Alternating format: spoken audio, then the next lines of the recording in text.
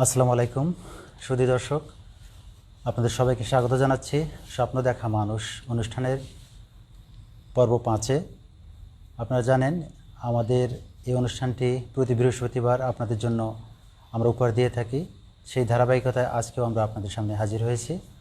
স্বপ্ন দেখা মানুষ অনুষ্ঠানে আজকের পর্বে আমরা আয়োজন রেখেছি তাদের জন্য যারা এবারের এইচএসসি উত্তীর্ণ হয়ে বিশ্ববিদ্যালয় পর্যায়ে ভর্তি যুদ্ধে অবতীর্ণ হবে।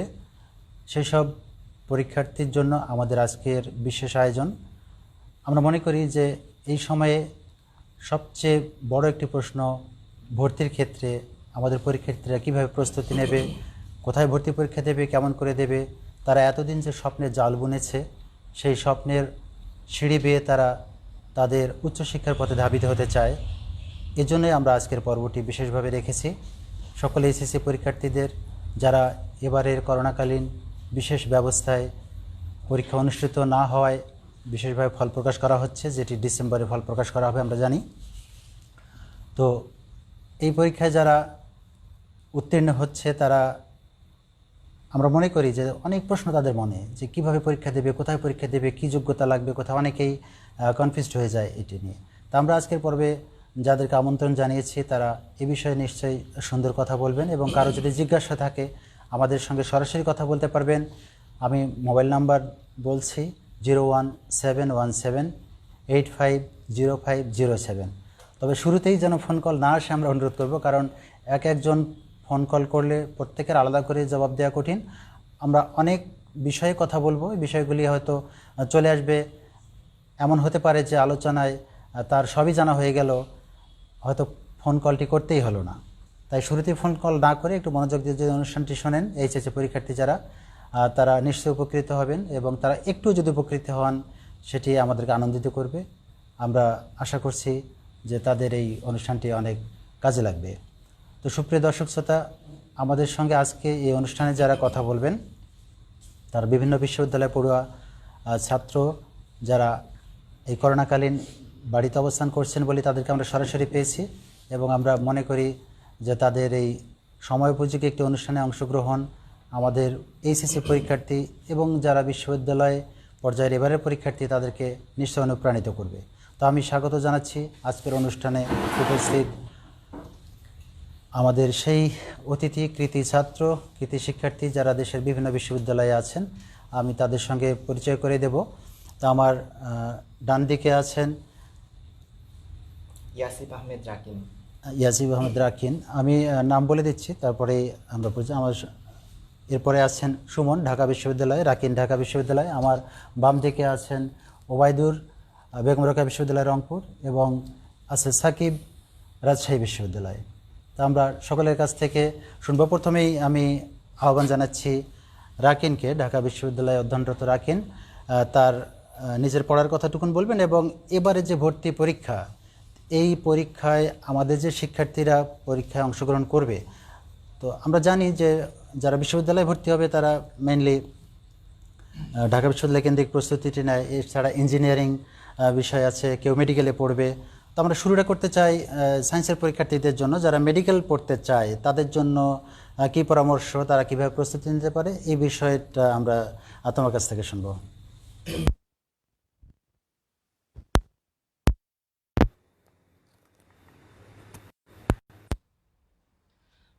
ধন্যবাদ স্যারকে। তো প্রথমে যেটা বলতে চাই যে বিজ্ঞান বিভাগে যারা উচ্চ মাধ্যমিক শেষ করেছে, কিন্তু এবার তো আর আসলে উচ্চ মাধ্যমিক পরীক্ষা দিতে পারেনি, তো আহ, বেশিরভাগেরই আর কি ডিসিশন যেমনটা থাকে যে মেডিকেল প্রিপারেশন নেবে অথবা ইঞ্জিনিয়ারিং প্রিপারেশন নেবে, মাঝখানে বিশ্ববিদ্যালয় প্রিপারেশনগুলোর কথা আসে।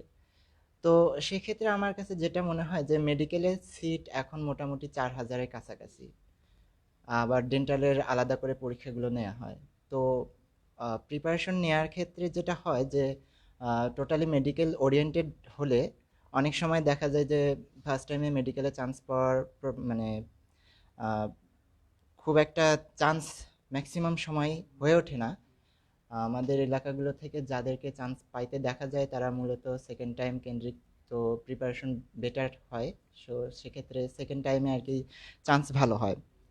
আর প্রথমবারে চান্স পাওয়ার ক্ষেত্রে যাদের বেসিকটা ভালো থাকে, যাদেরকে দেখেছি কিংবা আমার নিজের ক্ষেত্রেও, তো আমার কাছে মনে হয়েছে যে উচ্চ মাধ্যমিকের সিলেবাসে যাদের বেসিকগুলো ভালো ছিল তাদের এই চান্স পাওয়ার প্রবণতাটা বেশি। তো সেক্ষেত্রে যেটা মনে হয় যে উম, কেউ একজন যদি মেডিকেলি চান্স পাওয়ার জন্যই টার্গেটেড থাকে, তার আমার যেটা মনে হয় বিশ্ববিদ্যালয় কেন্দ্রিক একটা হালকা প্রস্তুতিও থাকা উচিত। যেমনটা হতে পারে যে মেডিকেলে তো মূলত জীববিজ্ঞান, রসায়ন, উচ্চতর গণিতের পরীক্ষা তো হয় না, পদার্থ, ইংরেজি আর সাধারণ জ্ঞানের পরীক্ষা হয়। তো ঢাকা ভার্সিটিতে হয় হচ্ছে কর্নিটের জন্য পদার্থ, রসায়ন, উচ্চতর গণিত আর হচ্ছে জীববিজ্ঞান। তো জীববিজ্ঞান আর রসায়ন মেডিকেলেও দিতে হয়।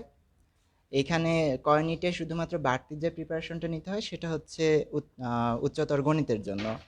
তো উচ্চতর গণিতে যদি হালকা যখন উচ্চ মাধ্যমিক পড়ছিল সেই সময় যদি একটা ভালো প্রিপারেশন থাকে, আর এই সময়ে যেহেতু কোচিংয়ে বা নিজে প্রাইভেট প্রোগ্রামগুলোতে কিংবা নিজে থেকেই একটা বায়োলজি এবং হচ্ছে কেমিস্ট্রির জন্য বেটার প্রিপারেশন থাকে, সেক্ষেত্রে জাস্ট একটু ভালোভাবে যদি হায়ার ম্যাথে প্রিপারেশনটা একটু ভালোভাবে যদি নেওয়া যেতে পারে, সেক্ষেত্রে আমার মনে হয় দুইটারই চান্স পাওয়ার পার্টিকুলার আর কি যে প্রবলেমগুলো যে সলভগুলো হওয়া দরকার ছিল সেগুলো আর কি সলভ হয় আর কি, আমার যেটা মনে হয়।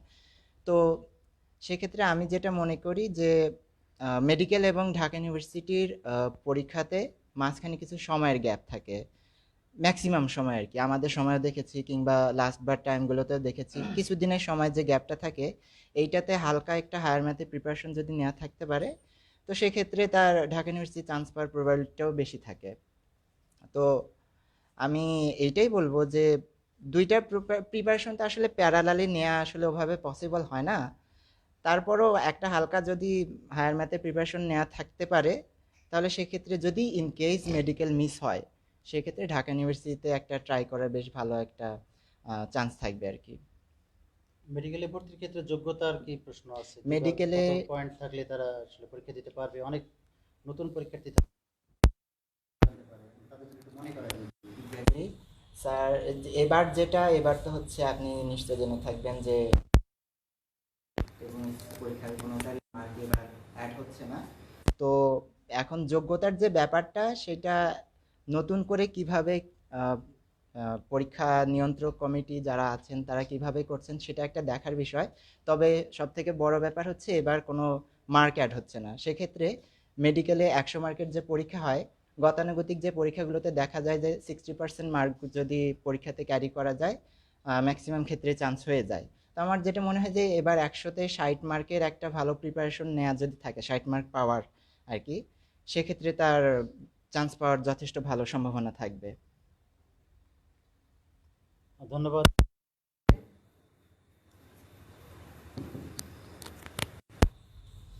রাকিনকে, ধন্যবাদ।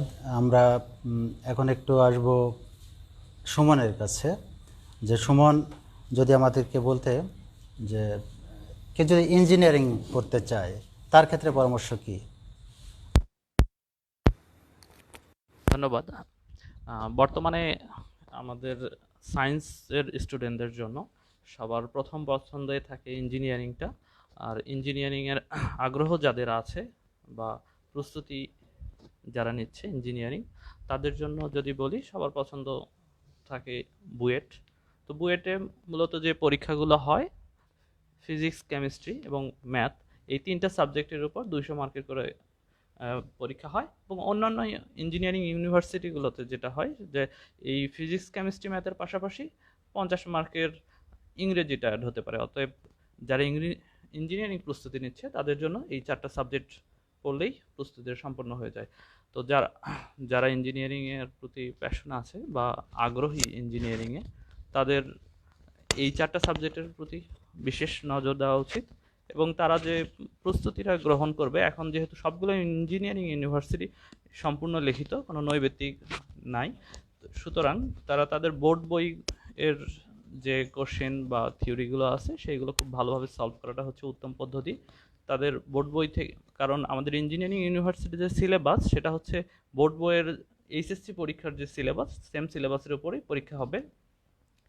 তবে যারা এই ইঞ্জিনিয়ারিং ইউনিভার্সিটিগুলোর ক্ষেত্রে কারো যদি বিশেষ আগ্রহ থাকে যে আমি ওই ইউনিভার্সিটিতে অ্যাডমিশন নিতে চাই, সেক্ষেত্রে তার উচিত ওই ইউনিভার্সিটির কোশ্চেন প্যাটার্ন ফলো করা। কোশ্চেন প্যাটার্নটা দেখলে ওই ইউনিভার্সিটির কেমন কোশ্চেন আসে তাহলে আইডিয়া হয়ে যাবে এবং সেই অনুযায়ী নিজেকে প্রস্তুত করার সুযোগ হবে। তো এই যোগ্যতার ক্ষেত্রে যদি বলি, প্রতিবারে যেটা হতো যে এইচএসসি পরীক্ষার মার্কের উপর অর্থাৎ জিপিএ এর উপর, জিপিএ নর্মালি আবেদন করার যোগ্যতা হচ্ছে যে ফিজিক্স, কেমিস্ট্রি, ম্যাথ এই তিনটাতে 4 পয়েন্ট আপ থাকলেই হবে। ইংরেজির ক্ষেত্রে 3.5 আপ থাকলেই হয়। আর এটা হচ্ছে মানে টোটাল রেজাল্ট হচ্ছে 4 পয়েন্ট আপ থাকলেই হয়।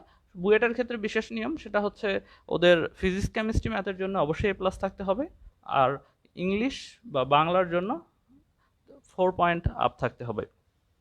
আর অন্য ইউনিভার্সিটিগুলো যেমন রুয়েট বা চুয়েট, এদের ক্ষেত্রে টোটাল গড় পয়েন্ট 4টা সাবজেক্টের অর্থাৎ ফিজিক্স, কেমিস্ট্রি, ম্যাথ এবং ইংরেজিতে টোটাল পয়েন্ট রুয়েটের যেমন 18.5 চায়, যে 4টা সাবজেক্টের 18.5 থাকতে হবে এবং মিনিমাম 4 থাকতে হবে প্রতিটা সাবজেক্টে। আর চুয়েটে যেমন 17.5 এরকম মার্ক চায়।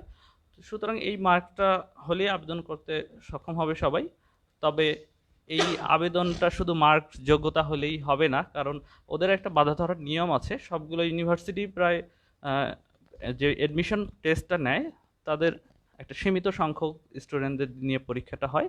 সে সংখ্যাটা হচ্ছে 10,000, অ্যাভারেজ হচ্ছে সবারই 10,000 স্টুডেন্টদের নেয়। এই 10,000টা বাছাই করে প্রথমে আবেদনের ভিত্তিতে। এই আবেদন যারা করবে তাদের মধ্য থেকে এইচএসসি রেজাল্টের উপর ভিত্তিতে 10,000 প্রথম 10,000কে বাছাই করা হবে। এই প্রথম 10,000-এর উপর লিখিত পরীক্ষা নিয়ে তাদের নতুন লিস্ট তৈরি করা হবে যে কারা চান্স পাচ্ছে। তো যারা ইঞ্জিনিয়ারিং ভর্তি হতে চাও তাদের জন্য এই প্রস্তুতিটা নিতে পারো। যারা কোচিং করাটা খুবই ভালো কাজ। আমি যদি কোচিং ইঞ্জিনিয়ারিং প্রস্তুতির ক্ষেত্রে বলি তো অনেকগুলো কোচিং আছে, সবচেয়ে ভালো হয় উদ্ভাস। তো আমরা কোচিং এর বিষয়গুলোতে পরে আসি। আমি যেগুলো জানতে এই যেটা চাচ্ছি একটু আরেকটু স্যার আছে, সেটা হচ্ছে যে এই যে আমাদের পরীক্ষার প্রিপারেশনে আমাদের যে 4টা সাবজেক্টকে ইঞ্জিনিয়ারিং যারা পড়তেছে 4টা সাবজেক্টে গুরুত্ব দেবে, ফিজিক্স, কেমিস্ট্রি, ম্যাথ আর হচ্ছে ইংরেজি। এর পাশাপাশি আরেকটা নিরাপত্তার স্বার্থে আরেকটা জিনিস করে রাখা ভালো, সেটা হচ্ছে বায়োলজি। কারণ যারা ইঞ্জিনিয়ারিংয়ের পাশাপাশি বায়োলজি পড়লে অন্য ইউনিভার্সিটিগুলোতে চান্স পাওয়াটা খুবই ইজি হবে।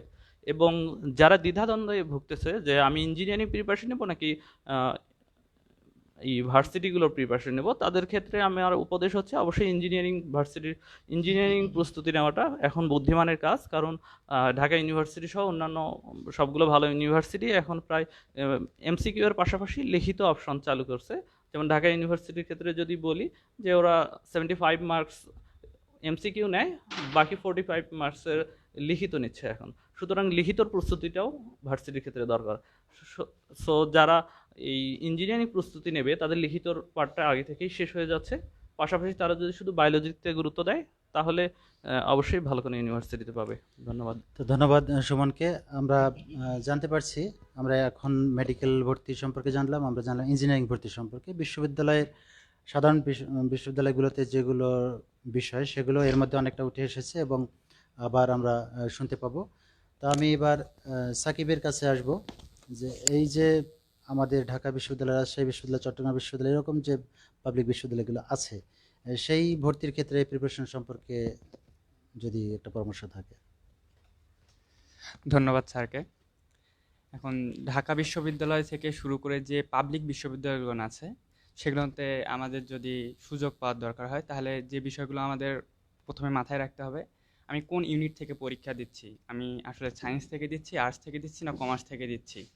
তো সায়েন্সের ক্ষেত্রে বিষয়গুলো আসবে যে সায়েন্স রিলেটেড সাবজেক্টগুলোতে বেশি আমাদের জোর দিতে হবে, কারণ এই সায়েন্সের সবগুলো সাবজেক্ট থেকেই পরীক্ষা হয়ে থাকে। বিশেষ করে ঢাকা ইউনিভার্সিটিতে দেখা যাবে যে ফিজিক্স, কেমিস্ট্রি, ম্যাথ, বায়োলজি এই 4টা সাবজেক্ট থেকে মোটামুটি কোশ্চেন হয়, সাথে বাংলা একটা রিলেটেড থাকেই। আর অন্যান্য ভার্সিটির ক্ষেত্রে একটু নিয়মগুলো আলাদা রকম হয়ে থাকে। যেমন আমি যদি রাজশাহী ভার্সিটির কথা বলি তাহলে সায়েন্স ব্যাকগ্রাউন্ডে যারা আছে তাদের ক্ষেত্রে এখানে ফিজিক্স, কেমিস্ট্রি, ম্যাথ, বায়োলজির পাশাপাশি তাদেরকে ইংরেজি এবং আইসিটিতে আলাদাভাবে একটু প্রস্তুতি নিতে হবে, কারণ এগুলোতে আলাদাভাবে কিছুটা মার্ক অ্যাড করা আছে যাতে করে সেগুলো তারা মানে কাভার করতে পারে। আর অন্যান্য যে ভার্সিটিগুলো আছে, ঢাকা ভার্সিটির মানে সাথে সবগুলো রিলেটেড। দেখা যায় যে ঢাকা ভার্সিটির মানে মডেলে একটা পরীক্ষা নেওয়ার চেষ্টা করে, কিন্তু তার বাইরেও এদের একটু আলাদা একটা ধাঁচ আছে সবগুলোতে। যেমন আমি জাহাঙ্গীরনগর যদি বলি বা চট্টগ্রামের কথা বলি, তারা আলাদাভাবে বাংলা, ইংরেজি এগুলোর উপর আলাদাভাবে একটু মার্ক রাখে, যেগুলোতে আলাদাভাবে এবং পাস মার্কটা আমাদের কাউন্ট করতে হয়। তো আমাদের যদি এই ভার্সিটিগুলোতে চান্স পাইতে হয়, তো আমাদের এখন সায়েন্স রিলেটেড বিষয়গুলো গেল, তো এখন কমার্স বা আর্টসের যদি বিষয়টা আসে, তাহলে দেখা যাবে যে কমার্সের সাবজেক্ট আলাদা আছে। এখানে কমার্সের ক্ষেত্রে দুটো সাবজেক্ট আলাদাভাবে প্রস্তুতি নিতে হবে তাদের, একটা হচ্ছে ব্যবস্থাপনা আর একটা হচ্ছে হিসাব বিজ্ঞান, আর সাথে তাদের রাখতে হবে ইংরেজি এবং সাধারণ জ্ঞান। এই দুটো বিষয় আর কি তাদের মাথায় রাখতে হবে, এই বিষয়গুলোর উপর তাদের পরীক্ষা হবে।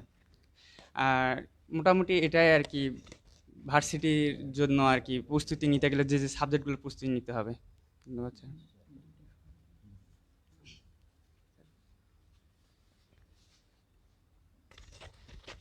ধন্যবাদ সাকিবকে।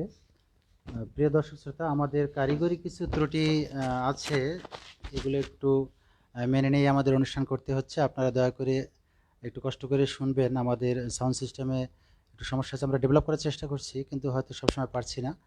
আমরা আশা করবো যে আপনারা এটি ক্ষমা সুন্দর দৃষ্টিতে দেখবেন। এবং আরেকটি বিষয় দৃষ্টি আকর্ষণ করবো যে আমরা আজকে অনুষ্ঠানটি 8:30টায় শুরু করতে চেয়েছি, কিন্তু এই ত্রুটির কারণেই আমরা সময় মতো শুরু করতে পারিনি, সেখানে আমাদের বিলম্ব ঘটেছে। আপনারা আশা করি আপনারা ক্ষমা করে দেবেন এবং আমাদের অনুষ্ঠানটি আপনারা উপভোগ করবেন। বিশেষ করে পরীক্ষার্থী যারা আছে তাদের জন্য আমাদের এই যে আয়োজন।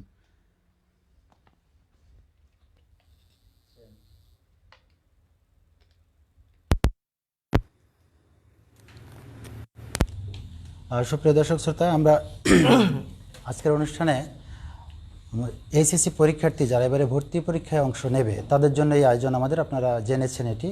এবং আমরা আবারও স্মরণ করে দিচ্ছি, এইচএসসি পরীক্ষার্থী যারা আছে তাদের স্মরণ করে দিচ্ছি যে আমরা তোমাদের জন্য এই আয়োজনটা করেছি। তোমরা যদি সক্রিয় অংশগ্রহণ করো আমাদের সঙ্গে কথা বলতে পারবে। আরও পরের দিকে আমরা ফোন কলগুলো নেব। আমি নাম্বারটি বলে রাখছি, 01717850507, এই নাম্বারে কল করে জানা যাবে। তো আমরা এখন আমাদের পাশে আছে ওবায়দুরকে আমি জিজ্ঞেস করব। ওবায়দুর বেগম রোকেয়া বিশ্ববিদ্যালয়ে অধ্যয়নরত। আমরা তার কাছে জানতে চাইবো যে এই বিশ্ববিদ্যালয়ে ভর্তি সম্পর্কে। আমি আরেকটি কথা বলে রাখি যে আমাদের এখানে বিভিন্ন গ্রুপ সম্পর্কে বলা হবে। বিজ্ঞান গ্রুপ থেকে যারা পড়াশোনা করেছে তারা কিভাবে কোথায় ভর্তি হবে, কোন কোন ইউনিটে পরীক্ষা দিতে হবে, কিভাবে প্রস্তুতি নেবে, মানবিক থেকে যারা তারা কিভাবে নেবে, এবং যারা ব্যবসায় শিক্ষা বা বাণিজ্য বিভাগ থেকে তারা কিভাবে নেবে।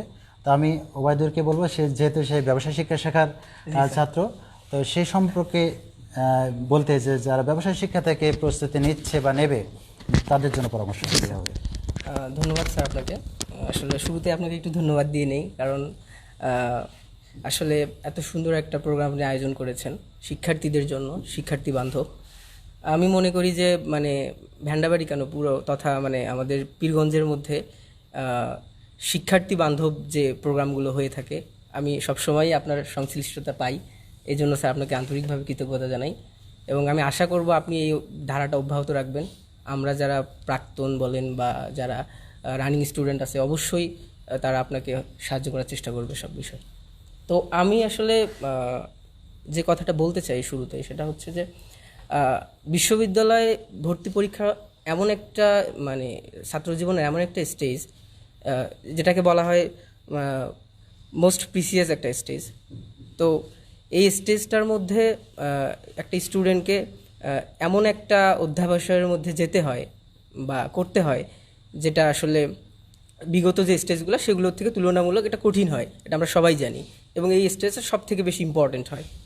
তো পার্টিকুলারলি স্যার আমাকে জিজ্ঞেস করেছেন ব্যবসায় শিক্ষা ইউনিটের জন্য, বাণিজ্য শাখার জন্য।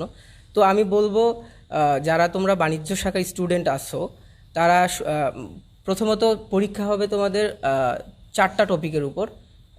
প্রথমে হচ্ছে বাংলা, তারপর অ্যাকাউন্টিং, ইংলিশ আর ম্যানেজমেন্ট, হয়তো বা এখন মার্কেটিংটাও অ্যাড করেছে। তো আমি কমার্স স্টুডেন্টের জন্য বলবো, কমার্স এবং আর্টস স্টুডেন্টের জন্য বলবো, তোমরা যদি বিশ্ববিদ্যালয়ে ভর্তি হতে চাও তাহলে একটা জিনিস মাথায় রাখবে, ইংলিশ ইজ দ্য কি ফ্যাক্টর হেয়ার। তুমি যদি ইউনিভার্সিটিতে চান্স পেতে চাও আর্টস অথবা কমার্স থেকে, তাহলে তোমাকে ইংলিশে অনেক ভালো হতে হবে। ইংলিশে তোমার বেসিক যদি দুর্বল হয়ে থাকে বা তুমি যদি আগে এগুলোতে অত গুরুত্ব না দিয়ে থাকো, তাহলে this is the high time তোমার জন্য, যে তুমি যদি ইউনিভার্সিটিতে ভর্তি হতে চাও তাহলে তোমাকে ইংলিশে খুব বেশি গুরুত্ব দিতে হবে। সেক্ষেত্রে আমি এখানে কমার্শিয়ালি না, তোমাদের জন্য, তোমাদের ভালোর জন্য আমি তোমাদের একটা বইয়ের নাম রেফার করছি, সেটা হচ্ছে English for competitive exam by doctor Fazlul Haque sir. এইটা হচ্ছে মানে আমাদের সময় থেকে আজ পর্যন্ত এটা একটা রেভলিউশনারি একটা বই। এটা তোমাদের বেসিক যদি খারাপ হয়ে থাকে তাহলে এটা তোমরা কিনতে পারো, এবং এটা যদি প্র্যাকটিস করো তাহলে ইনশাল্লাহ তোমরা ভালো করবে। আর বাংলার ক্ষেত্রে বলবো, বাংলার ক্ষেত্রে কিচ্ছু করতে হবে না, শুধু তোমাদের কাছে যে নবম দশম শ্রেণীর যে বইটা আছে ব্যাকরণ বই, সবার কাছেই থেকে থাকবে নবম দশম শ্রেণীর, আমি আবার বলছি এই বইটা তোমরা A to Z পড়বা। বাংলাতে আমার মনে হয় না তোমার হচ্ছে ব্যাকরণ সাইডে আর কোনো প্রবলেম হবে। আর এমনিতেই সাহিত্যের জন্য যে কোনো বই থেকে পড়ো, যে কোনো বই। আর সব থেকে মনে রাখবে, বই আসলে সবগুলোই ঠিক একই রকম করেই করানো হয়। তো তোমরা যে সবসময় হেজিটেশনের মধ্যে পড়ো কোন বই পড়বো, কী বই পড়বো, this is not fact actually. মানে তোমরা বইগুলা যে কোনো একটা ভালো বই, যে কোনো একটা বই খুব ভালো করে A to Z পড়বা, নিশ্চয়ই তোমরা সাফল্য অর্জন করবা। আর অ্যাকাউন্টিংয়ের জন্য যে বিষয়টা হয়, যে কোনো কোচিং থেকে যে কোনো শিট তোমরা সংগ্রহ করবা, 10টা থেকে 11টা শিট থাকে, ওই শিটগুলো সংগ্রহ করবে। ওই শিটগুলোতে খুব সুন্দর করে এক্সপ্লানেশন দেওয়া আছে প্রত্যেকটা ম্যাথের বা প্রত্যেকটা থিওরিটিক্যাল যে কোশ্চেনগুলো থাকে সেগুলো বুঝে পড়বে। আর অ্যাকাউন্টিংয়ের জন্য অবশ্যই তোমরা যদি চান্স পেতে চাও, ঢাকা ইউনিভার্সিটি বলো আর যে কোনো ইউনিভার্সিটি বলো, অবশ্যই তোমাদেরকে ওই ম্যাথগুলো খুব ভালো করে পড়তে হবে। সেক্ষেত্রে আমি বলবো ম্যাথগুলো একটু ক্রিটিক্যাল হয়ে থাকে, সব বইয়ে বা সব শিটে সবগুলোর ম্যাথের সলিউশন দেওয়া থাকে না। সেক্ষেত্রে তোমরা কি করবে, যে কোনো কোচিংয়ের যে গাইড বই আছে ওই গাইড বই কিনবে, ওই গাইড বইয়ের মধ্যে সবগুলা মোটামুটি ম্যাথের তোমরা সলিউশনগুলো পাবে। আর ম্যানেজমেন্ট বা মার্কেটিং যেটাই বলো না কেন, এগুলো শিট বলো অথবা বাজারে অনেক বই আছে, যে কোনো একটা বই কালেক্ট করে তোমরা পড়বে, ইনশাল্লাহ সফলকাম হবে। তো প্রথম মানে মোস্ট ইম্পর্টেন্ট, আমি আবারও বলছি কথাটা, যে তোমরা যদি ইউনিভার্সিটিতে চান্স পেতে চাও, সেটা কমার্স থেকে হোক আর আর্টস থেকে হোক, তোমাকে ইংলিশে অনেক ভালো হতে হবে, আদারওয়াইজ তুমি you will not get in university. So এইটা মাথায় রাখতে হবে সবসময়। ধন্যবাদ ওবায়দুরকে। প্রিয় দর্শক শ্রোতা, আপনারা দেখছেন স্বপ্ন দেখা মানুষ পর্ব 5। আজকের পর্ব আমরা সাজিয়েছি এবারের HSC পরীক্ষায় উত্তীর্ণ যারা বিশ্ববিদ্যালয় পর্যায়ে ভর্তি পরীক্ষা দেবে তাদের জন্য। তারা কিভাবে প্রস্তুতি নিতে পারে, কোথায় পরীক্ষা দিতে পারে, কী যোগ্যতা লাগবে, আনুষঙ্গিক পরামর্শ আমরা এই অনুষ্ঠানে দিতে যাচ্ছি। এবং আমাদের সঙ্গে যারা উপস্থিত আছেন বিভিন্ন বিশ্ববিদ্যালয়ের ছাত্ররা, আমাদের এই অঞ্চলে ভেন্ডাবাড়ি অঞ্চলের কৃতি শিক্ষার্থীরা, তারা আমাদেরকে সময় দিচ্ছেন, আমরা ধন্যবাদ জানাচ্ছি তাদেরকে। আমি এই পর্যায়ে একটু দর্শকদের সঙ্গে যোগাযোগ করতে চাই। আমাদের সঙ্গে অনেকে আছেন। আমাদের প্রিয় এমদাদ লিখেছেন, আমাদের রত্ন সকলকে শুভেচ্ছা। ইমদাদ, শুভেচ্ছা রইল তোমার জন্য। আশিকুর রহমান সজীব লিখেছেন, আসসালামু আলাইকুম স্যার। ওয়ালাইকুম আসসালাম। ফরিদ মিঠাপুকুর লিখেছেন, শুভকামনা রইল স্যার, এগিয়ে যাক আপনাদের পথচলা, আমাদের সবার পথচলায় এগিয়ে যাক, কেউ থেমে না থাক, সেটি আমাদের কামনা। হাসানুজ্জামান তালুকদার লিখেছেন, অল আর, আমি তো চশমা ছাড়া কম দেখতে পাচ্ছি আসলে, হ্যাঁ, মেরিটেজ we proud of for all as member of same area. হ্যাঁ হাসানুজ্জামান তালুকদার, আমরাও গর্বিত, তুমি আমাদের এলাকার কৃতি সন্তান। ফজলে আলী লিখেছেন, সময় উপযোগী পরামর্শমূলক প্রোগ্রাম করার জন্য অনেক অনেক ধন্যবাদ, সেই সাথে শুভকামনা করছি সবার জন্য, শুভকামনা আমাদেরও। আব্দুল হামিম লিখেছেন, আসসালামু আলাইকুম ভাই, আপনার সুন্দর অনুষ্ঠানের জন্য আপনাকে ধন্যবাদ। তো আসলে আমরা শুভেচ্ছা সবার হয়তো পড়তে পারবো না, যারা দেখছেন এবং শুনছেন আমরা অভিনন্দন জানাচ্ছি। আমি এই পর্যায়ে একটু রাকিনের কাছে জানতে চাইব যে একটু যদি আমরা ধারাবাহিক আলোচনায় যাই, সেটির মধ্যে হচ্ছে যে ঢাকা বিশ্ববিদ্যালয়ের কথা থেকে যদি শুরু করি, আমরা তো মেডিকেল একটি জানলাম, যারা মেডিকেলে প্রস্তুতি নেবে তাদেরকে জানা হয়ে গেল। ঢাকা বিশ্ববিদ্যালয়ে 4টি ইউনিটে পরীক্ষা হয়। 4টি ইউনিটে পরীক্ষা, যারা সায়েন্স থেকে পরীক্ষা দেবে তাদের ক ইউনিট বা এ ইউনিটে পরীক্ষা দিতে হয়। আর্টস থেকে যারা পরীক্ষা দেবে তাদের বি ইউনিট বা খ ইউনিটে পরীক্ষা দিতে হয়। যারা বাণিজ্য বিভাগ থেকে আসবে তারা গ ইউনিট বা সি ইউনিটে পরীক্ষা দেবে। এবং যারা বিভাগ পরিবর্তন করতে চায়, অর্থাৎ সায়েন্সের কেউ যদি আর্টসের কোনো সাবজেক্ট পড়তে চায়, কমার্সের কেউ যদি আর্টসের কোনো সাবজেক্ট পড়তে চায়, তাহলে তাদেরকে গ্রুপ পরিবর্তনের জন্য ডি ইউনিটে এসে পরীক্ষা দিতে হয়। তো আমি একটু জানতে চাইবো এখানে যে এ ইউনিট বা ক ইউনিটে পরীক্ষা দিতে গেলে তাদের পরীক্ষায় কি আসে, অর্থাৎ কয়টা বিষয়ে পরীক্ষায় অংশগ্রহণ করতে হয় বা প্রস্তুতি নিতে হবে? ধন্যবাদ স্যারকে। তো প্রথমতে বলি যে হচ্ছে কনভেনশন যেটা, সেটা হচ্ছে রীতি যেটা, ফিজিক্স, কেমিস্ট্রি, ম্যাথ, বায়োলজি, এই 4টা সাবজেক্টে আমরা কমিউনিটি পরীক্ষা সুযোগ থাকে। এছাড়াও যারা ফোর্থ সাবজেক্টের পরিবর্তে ইংরেজি অথবা বাংলা দাগানো যায়। তো এখানে এখন পরীক্ষার প্যাটার্নটা কিছুটা চেঞ্জ হয়েছে। পরীক্ষার প্যাটার্নে এখন লিখিত অ্যাড হয়। আগে যেমনটা ছিল যে 120 মার্কের পরীক্ষা টোটালি ছিল নৈর্ব্যক্তিক, এখন সেই জায়গাতে 75 মার্কের পরীক্ষা নৈর্ব্যক্তিক আর হচ্ছে 45 মার্কের পরীক্ষা লিখিত। তো এই 75 মার্কের মধ্যে মোট অ্যাকচুয়ালি নৈর্ব্যক্তিক 60টা আসবে। প্রতিটা নৈর্ব্যক্তিকে 1.25 মার্ক। একটা নৈর্ব্যক্তিক ভুল হওয়া মানে 0.25 মার্ক কাটা। তো সেক্ষেত্রে প্রতিটা subject physics, chemistry, math, biology এগুলোতে 15টা করে নৈর্ব্যক্তিক হলে মোট 60টা নৈর্ব্যক্তিক এবং 75 মার্ক, এবং এর জন্য সময় থাকে মোট 50 মিনিট। আর লিখিত পরীক্ষা এখানে মোট মার্ক থাকে 45 মার্ক, আর প্রতিটা সাবজেক্টে মার্ক থাকে 11.25 মার্ক। এই রুলসটা গত বছর থেকে ইনিশিয়েট হয়েছে। তো শুধুমাত্র 1 বছরের কোশ্চেনই এর জন্য পাওয়া যাচ্ছে। এবং আচ্ছা, এরকম ছোট ছোট তো অনেক নিয়ম আছে, সব হয়তো আমরা আলোচনায় আনতে পারবো না বা সবার এটা মনে রাখা কঠিন একবার শুনে। এটা তারা বিজ্ঞপ্তি দেখে বা গতবারের যে বিজ্ঞপ্তিটা আছে, ভর্তি বিজ্ঞপ্তি আছে, সেটা দেখলে বা কোশ্চেন প্যাটার্ন দেখলে তারা এটা বুঝতে পারবে। আমি জানতে চাচ্ছি যে একজন সায়েন্সের স্টুডেন্ট তার ক ইউনিটের জন্য যদি প্রস্তুতি নেয়, আবার যদি ঘ ইউনিটের জন্য বা ডি ইউনিটের জন্য তাকে প্রস্তুতি নিতে হয়, এই দুটো কতটা কনফ্লিক্ট হয়, তার জন্য কতটা সমস্যা হয়, বা তার কৌশলটা কী হতে পারে, সে কীভাবে প্রস্তুতি নিলে দুটাতে পরীক্ষা দিতে পারে বা সম্ভাবনাটা তার ভালো করতে পারে? স্যার, এই ক্ষেত্রে আমি যেটা মনে করি যে ক ইউনিটের আর ঘ ইউনিট এইটা মোটামুটি টোটালি কনফ্লিক্টেড জায়গা। কারণ ক ইউনিটের জন্য প্রিপারেশন নিলে ম্যাথ, ফিজিক্সে খুব বেশি গুরুত্ব দিতে হয়। এখন যদি কেউ মনে করে, যেমন হচ্ছে ম্যাক্সিমাম কেসে যেটা হয় যে মেডিকেল যারা প্রিপারেশন নিতে চায় তারা হচ্ছে বায়োলজিকে, এটা মানে একটা ভুল ধারণা থেকে মনে করে যে বায়োলজি মনে হয় আমার মানে ম্যান্ডেটরি সাবজেক্ট যদি না হয় তাহলে আমি হয়তো মেডিকেল এক্সাম দিতে পারবো না। তো সেক্ষেত্রে দেখা যায় যে বায়োলজি তারা ম্যান্ডেটরি সাবজেক্ট নেয়, উচ্চ মাধ্যমিক আর হচ্ছে উচ্চতর গণিত হচ্ছে ফোর্থ সাবজেক্ট নেয়। তো সেক্ষেত্রে দেখা যায় যে যারা মেডিকেল ওরিয়েন্টেড পড়াশোনা করে ওই ফোর্থ সাবজেক্ট হিসেবে ওই হায়ার ম্যাথকে অতটা গুরুত্ব দেওয়া হয় না। হায়ার ম্যাথে একটা প্রিপারেশনের ল্যাকিংস থাকে।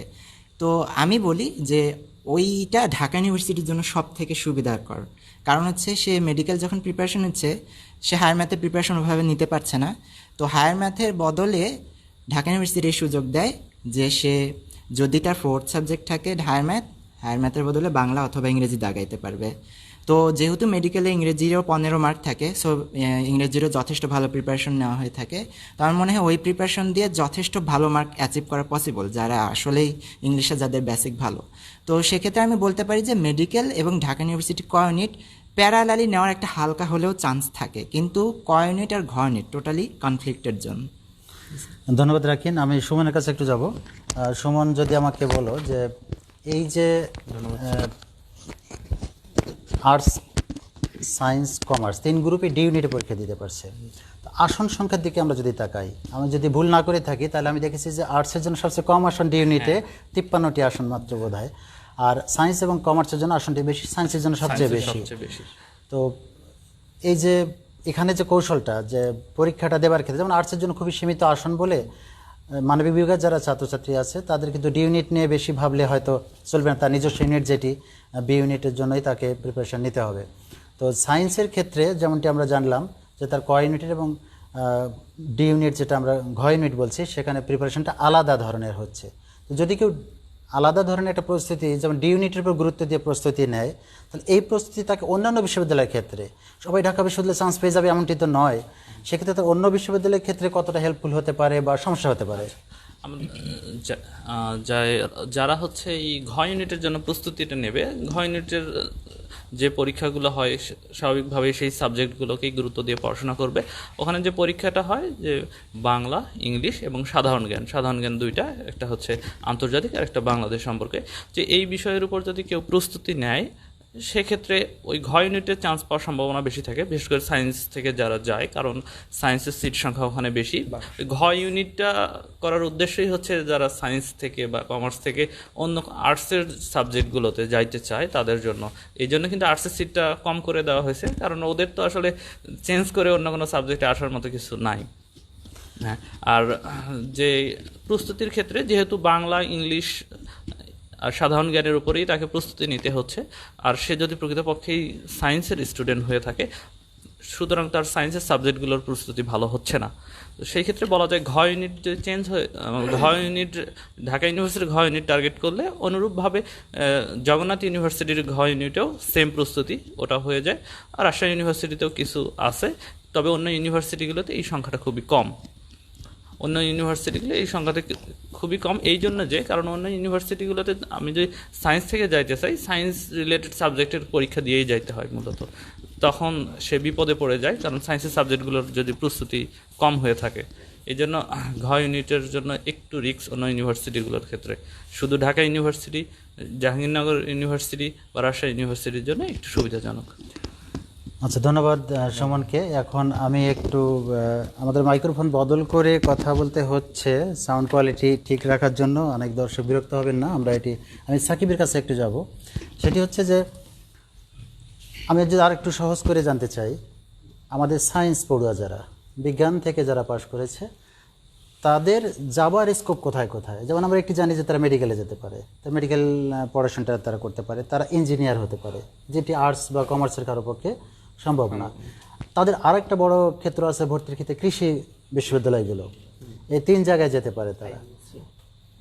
তো এইটা আমার জানা মতো। এখন তাদের জন্য আসলে যেমন কৃষিতে যারা যেতে চায়, যদি এমন হয় যে কেউ কৃষি বিশ্ববিদ্যালয়ের দিকে মনোযোগ দিচ্ছে, তার কি এই সব প্রস্তুতির ক্ষেত্রে, অর্থাৎ ইউনিভার্সিটি যেমন যদি ক ইউনিটের কথা বলি, সেই প্রস্তুতির সঙ্গে কৃষিটা কি ডিফার করে নাকি কিছুটা রিলেটেড হয়?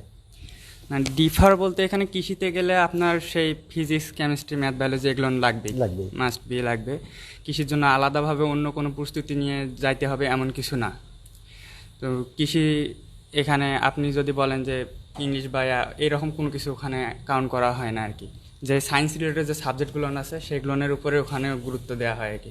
আর অন্যান্যভাবে যদি হালকা পাতলা কিছু আছে যে কিছু মার্ক ওখানে ক্যারি করা হয় হালকা পাতলা। আমি কিছুক্ষণ আগে যেটা বলছি যে বিভিন্ন বিশ্ববিদ্যালয়ে গেলে যে এখানে গিয়ে ফুল মার্কটা হয়তো ঢাকা ইউনিভার্সিটির মতো যে ফিজিক্স, কেমিস্ট্রি, ম্যাথ, বায়োলজিতে ফুল মার্ক কাউন্ট করা হচ্ছে, শুধু বাংলা একটা যেটা রাকিন কিছুক্ষণ আগে বললো যে অপশনাল হিসেবে ওখানে তুলে ধরা হয়েছে আর কি, যে অপশনাল হিসেবে একটা নিতে পারে, এইরকম না। ওখানে হালকা কিছু অংশ দেওয়া হয় ইংলিশের জন্য আর কি, ইংলিশটা কি প্রায়োরিটি পায়।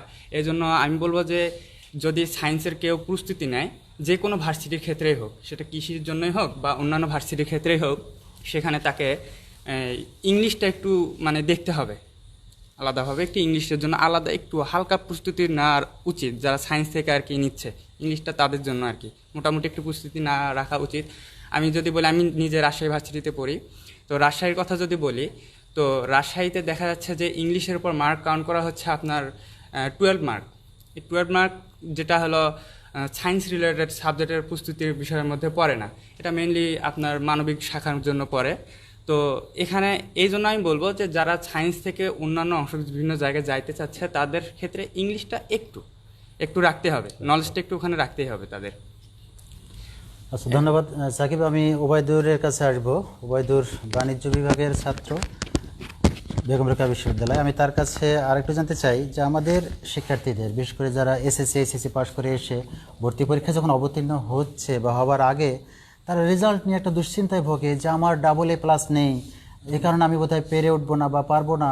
এই রেজাল্ট কতটা প্রভাব ফেলে? যদিও এবারে আমরা যতটুকু শুনতে পারছি, এখনও যেহেতু বিশ্ববিদ্যালয়গুলো তাদের বিজ্ঞপ্তি প্রকাশ করেনি, সিদ্ধান্ত এটা কনফার্ম করছে যে ভর্তি পরীক্ষার উপরেই তাদের পরীক্ষাটা নেওয়া হবে। তো রেজাল্ট নিয়ে আর সেই প্রভাবটা আসলে পড়ছে না। জি স্যার। তাহলে সুতরাং এবার অন্যান্য বারের চেয়ে একটু ভিন্নতা কিন্তু থাকছে। অবশ্যই। আমি খুব ইম্পর্টেন্ট একটা টপিক আমি বলেছেন স্যার। এখানে আসলে যাদের মানে জিপিএটা লোয়ার, মানে ধরেন যে এসএসসিতে তার যার রেজাল্টটা একটু খারাপ ছিল বা জেএসসিতে, যে যদিও জেএসসির একটা ইফেক্ট ফেলে না, তারপরেও বলছি এবার মানে এই প্যান্ডামিকের জন্য সবার জন্য না, যাদের রেজাল্টটা খারাপ ছিল তাদের জন্য একটা সুযোগ বলবো আমি। কারণ কি, যে সচরাচর আমরা খেয়াল করতাম যে যাদের এসএসসি বা এইচএসসি রেজাল্টটা ভালো থাকতো তারা কিন্তু একটু এগিয়ে থাকতো। অবশ্যই আমরা এটাকে অন্যভাবে নিতে পারবো না, কারণ অবশ্যই তারা এগিয়ে থাকতো, কারণ স্কোরিংয়ের একটা ব্যাপার থাকতো। যেমন ঢাকা ইউনিভার্সিটিতে আমাদের সময় 80 স্কোর ছিল, তো যারা এসএসসি এইচএসসিতে ডাবল গোল্ডেন ছিল তারা 80-তে 80 পাইতো। তো পরীক্ষার আগেই তারা কিন্তু একটা মার্কে এগিয়ে থাকতো সচরাচর সবার তুলনায়, যাদের রেজাল্টটা একটু তুলনামূলক কম খারাপ ছিল। তো সেক্ষেত্রে আমি বলবো এবার সবার জন্য একটা সুযোগ, এবার সম অধিকার হয়েছে, বলা যায় যে একটা সম অধিকার, যে পরীক্ষার আগেই সবাই একটা সমান স্কোর নিয়ে একটা সমান একটা সুযোগ নিয়ে সবাই পরীক্ষা দিতে যাচ্ছে।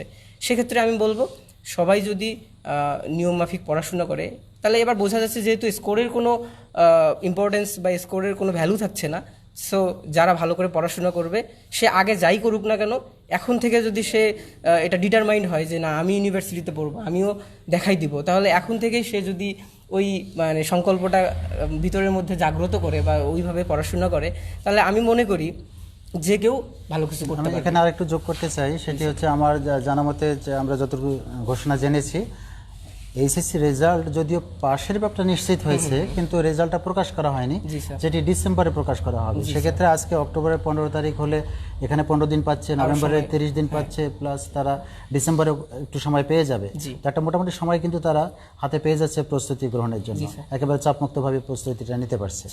এটি একটা ভালো দিক, যাদের সেই স্পৃহা আছে বা হ্যাঁ, এক্ষেত্রে আমি বলবো যে এই বারবার এটাই বলছি যে এবার সবার জন্য একটা সুযোগ, যারা আগে মানে পরীক্ষা আগে ভয় পেত যে আমার তো স্কোর খারাপ, আমি তো এসএসসিতে ভালো রেজাল্ট করিনি বা এইচএসসিতে আমার ভালো রেজাল্ট হয়নি, তো সেই ক্ষেত্রে এবার এই ভয়টা আর কারোর পাওয়ার দরকার নাই। সবাই মনে করো যে এবার মানে সবাই একটা ইকুয়াল একটা রাইট নিয়ে সবাই একটা জায়গায় যাচ্ছ। তো যারা এই সময়টা কাজে লাগাবে, মেইন কথা যারা এই সময়টুকু কাজে লাগাবে, যারা পড়াশোনা ঠিক মতো করবে, তারাই সফলকাম হবে বলে আমি মনে করি। হ্যাঁ, ধন্যবাদ ওবায়দুরকে। আমি আবার রাকিনের কাছে একটু আসবো। যে রাকিন, এখন আমরা জানলাম সায়েন্সের বিষয়টা, যে সায়েন্স 3 দিকে যেতে পারে, মেডিকেলে যেতে পারবে, ইঞ্জিনিয়ারিংয়ে যেতে পারবে এবং কৃষিতে যেতে পারবে। এইটি ছাড়াও তারা আর্টস কমার্সের দিকেও যেতে পারবে, তাদের অপশনটা কিন্তু চারিদিকে দুয়ার খোলা। হ্যাঁ স্যার। এখন আমরা যদি মানবিক বিভাগের দিকে আসি, তো যদি তোমরা সায়েন্সের মানুষ, তবুও এই ধারণাগুলো তো নিশ্চয়ই আছে যে প্রস্তুতিটা, আমি যেমন কোচিংয়ের কথা এসেছে, প্রাইভেট প্রোগ্রামের কথা এসেছে, আসলে এই যে বেজে তাদের এইচএসসি পাস করতে হয় বা পড়াশোনার এত বছরের যে একটা তার বেসিক যে ধারণাটা, ভর্তি পরীক্ষার সঙ্গে একাডেমিক পড়াশোনাটা একটু ডিফার করেই তার জানা থেকে বিষয়গুলো সব যে হয়ে যায় এমন না, ভিন্ন একটা প্রস্তুতি থেকে যায় বা নিতে হয়। তো আমার জিজ্ঞাসা যে আমাদের এই পরীক্ষার্থীরা এই যে প্রস্তুতিটা নেবে, কোচিং, প্রাইভেট বা নিজে নিজে প্রস্তুতি নিতে পারা, ঠিক কোনটা বেশি জরুরি? ধন্যবাদ স্যার। প্রথমত বলি এখন আসলে কোচিংয়ের ধারাটা কীরকম। বর্তমানে যে কোচিং মানে সবগুলো কোচিং সেন্টারই কোচিং ইনিশিয়েট করছে, কিন্তু সমস্যা হচ্ছে সবগুলো অনলাইনে, কোনোটাই অফলাইনে না। তো ব্যাপারটা হচ্ছে যে অনলাইনে আমাদের কনসেন্ট্রেশন ধরে রাখার ব্যাপার, কিংবা অনলাইনের সাথে আমাদের আসলে কতটুকু আমরা আসলে মানে এখনও সেভাবে ম্যাচিউরড হয়ে উঠেছে কিনা, এটা একটা গুরুত্বপূর্ণ বিষয়। তো আমি যেটা ফিল করেছি নিজে, কিংবা আমার ছোট ভাইও এবার তো প্রিপারেশন নিচ্ছে, তো অনলাইন কোচিং আসলে খুব একটা ইফেক্টিভ আমার কখনোই মনে হয়নি। তো আসলে সেক্ষেত্রে আমি কি করতে পারি? সেক্ষেত্রে যেটা করতে পারে যে এবার এখন এই যেহেতু প্যান্ডেমিকের সময় চলছে, সব এলাকার যারা হচ্ছে সিনিয়র ভাইরা যারা বিশ্ববিদ্যালয়ে পড়ছেন, তারা অনেকেই আর কি প্রাইভেট প্রোগ্রাম বা এরকম অফলাইন কিছু প্রোগ্রাম চালু করেছে, সেগুলোতে হয়তো বা অ্যাড হতে পারি। আর যদি কোনোভাবেই অ্যাড হওয়া পসিবল না, সেক্ষেত্রে আমার যেটা মনে হয় যে এখন যথেষ্ট তথ্য প্রবাহের যুগ, যে কোনো তথ্য যে কোনো সময় যে কোনোভাবেই পাওয়া পসিবল। তো সেক্ষেত্রে আমার কাছে যেটা মনে হয় যে ইউনিটের কথা আপনি যেমনটা বলছিলেন, যে মানবিকের কথা, মানবিকে ওবায়দুর ভাই যেটা বলছিলেন যে হচ্ছে ইংলিশের ব্যাপারটা, হ্যাঁ এক্স্যাক্টলি ইংলিশের ব্যাপারটাই সব থেকে গুরুত্বপূর্ণ। ঢাকা ইউনিভার্সিটির কথা যদি বলি, আগের বছরের স্ট্যাটিস্টিক্সগুলো যদি আমরা অনুসরণ করি, দেখা যাবে যে 5%-এর বেশি কখনো ইংলিশে পাসই করতে পারেনি। তো এটা খুবই একটা ওরিড বিষয় যে হচ্ছে আসলে 5%-এর বেশি যেখানে পাস করতে পারেন, তাহলে আমাদের প্রিপারেশনটা কীরকম হচ্ছে। তো আমার কাছে যেটা মনে হয় যে প্রিপারেশনের ব্যাপারে নিজে থেকে প্রিপেয়ার্ড হওয়াটা ডেফিনেটলি টাফ, তবে সিনিয়র যারা ভাই বোন আছেন যারা, তাদের কাছ থেকে পরামর্শ নেওয়ার ব্যাপারটাতে তারা এগিয়ে যেতে পারে। আর যদি কোচিংগুলো যদি করতে চায়, সেক্ষেত্রে কোচিংয়ের ক্লাস তো অনলাইনে হচ্ছেই, সাথে পরীক্ষা দেওয়ার সুযোগ থাকছে। কিন্তু সমস্যাটা হচ্ছে আমরা আসলে মেন্টালি এখনও অতটা খুব হয়তোবা ম্যাচিউরড না। আমার যেটা সবসময় ভয় হয় যে আমাদের এলাকার ছেলে মেয়েরা যারা হচ্ছে অনলাইনের সাথে অলরেডি পরিচিত, তারা অনলাইনকে কতটুকু নিজেদের কাজে নিজেদের সুবিধার্থে ইউজ করতে পারছে, এটা সবসময় কোশ্চেনের ব্যাপার হয়ে থাকে। তো আমি এজন্য আসলে অনলাইনকে খুব একটা প্রিফার করি না, রাদার দেন হয়তোবা সিনিয়র কোনো ভাই বোনের সাথে কন্ট্যাক্ট করে তার সাথে যদি পড়াশোনার ব্যাপারটাতে এগিয়ে নিয়ে যেতে পারে, অথবা যদি যারা প্রাইভেট প্রোগ্রামগুলো চালু করেছে তাদের সাথে যদি পরিচিত হতে পারেন, আমার মনে হয় সেটা একটা বেটার অপশন হবে। ধন্যবাদ রাকিন। আমি সুমনের কাছে একটু জানতে চাইবো, এই ভর্তি পরীক্ষা আসলে সিদ্ধান্ত গ্রহণের ক্ষেত্রে একটা সমস্যায় ভোগে শিক্ষার্থীরা।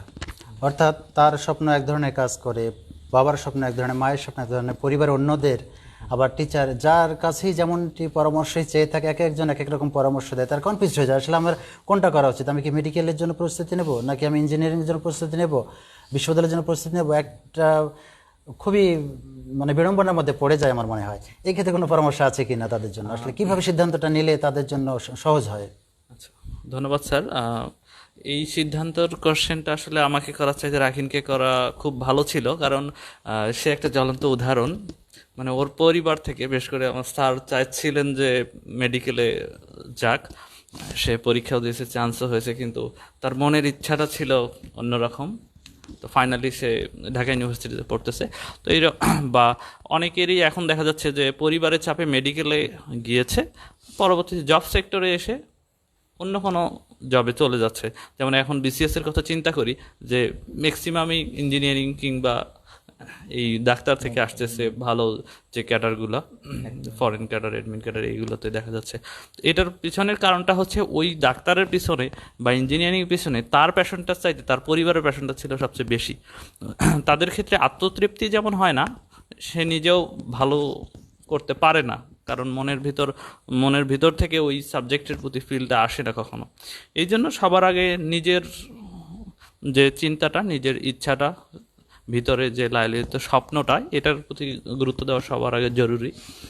তিনি তার স্বপ্নের পথে যদি প্রকৃতপক্ষেই আসলে স্বপ্নের দিকে ধাবিত হতে চায়, সেইরকম কঠোর পরিশ্রম করলে অবশ্যই সফল হবে। এই জন্য আমি মনে করি যে পরিবারের কথাকে গুরুত্ব দেওয়া উচিত, তবে তার সবার আগে হচ্ছে নিজের নিজের স্বপ্নটাকেও গুরুত্ব দিতে দেওয়া, হবে, fine. এবং পিতামাতারও উচিত তার স্বপ্নটাকে প্রাধান্য দেওয়ার।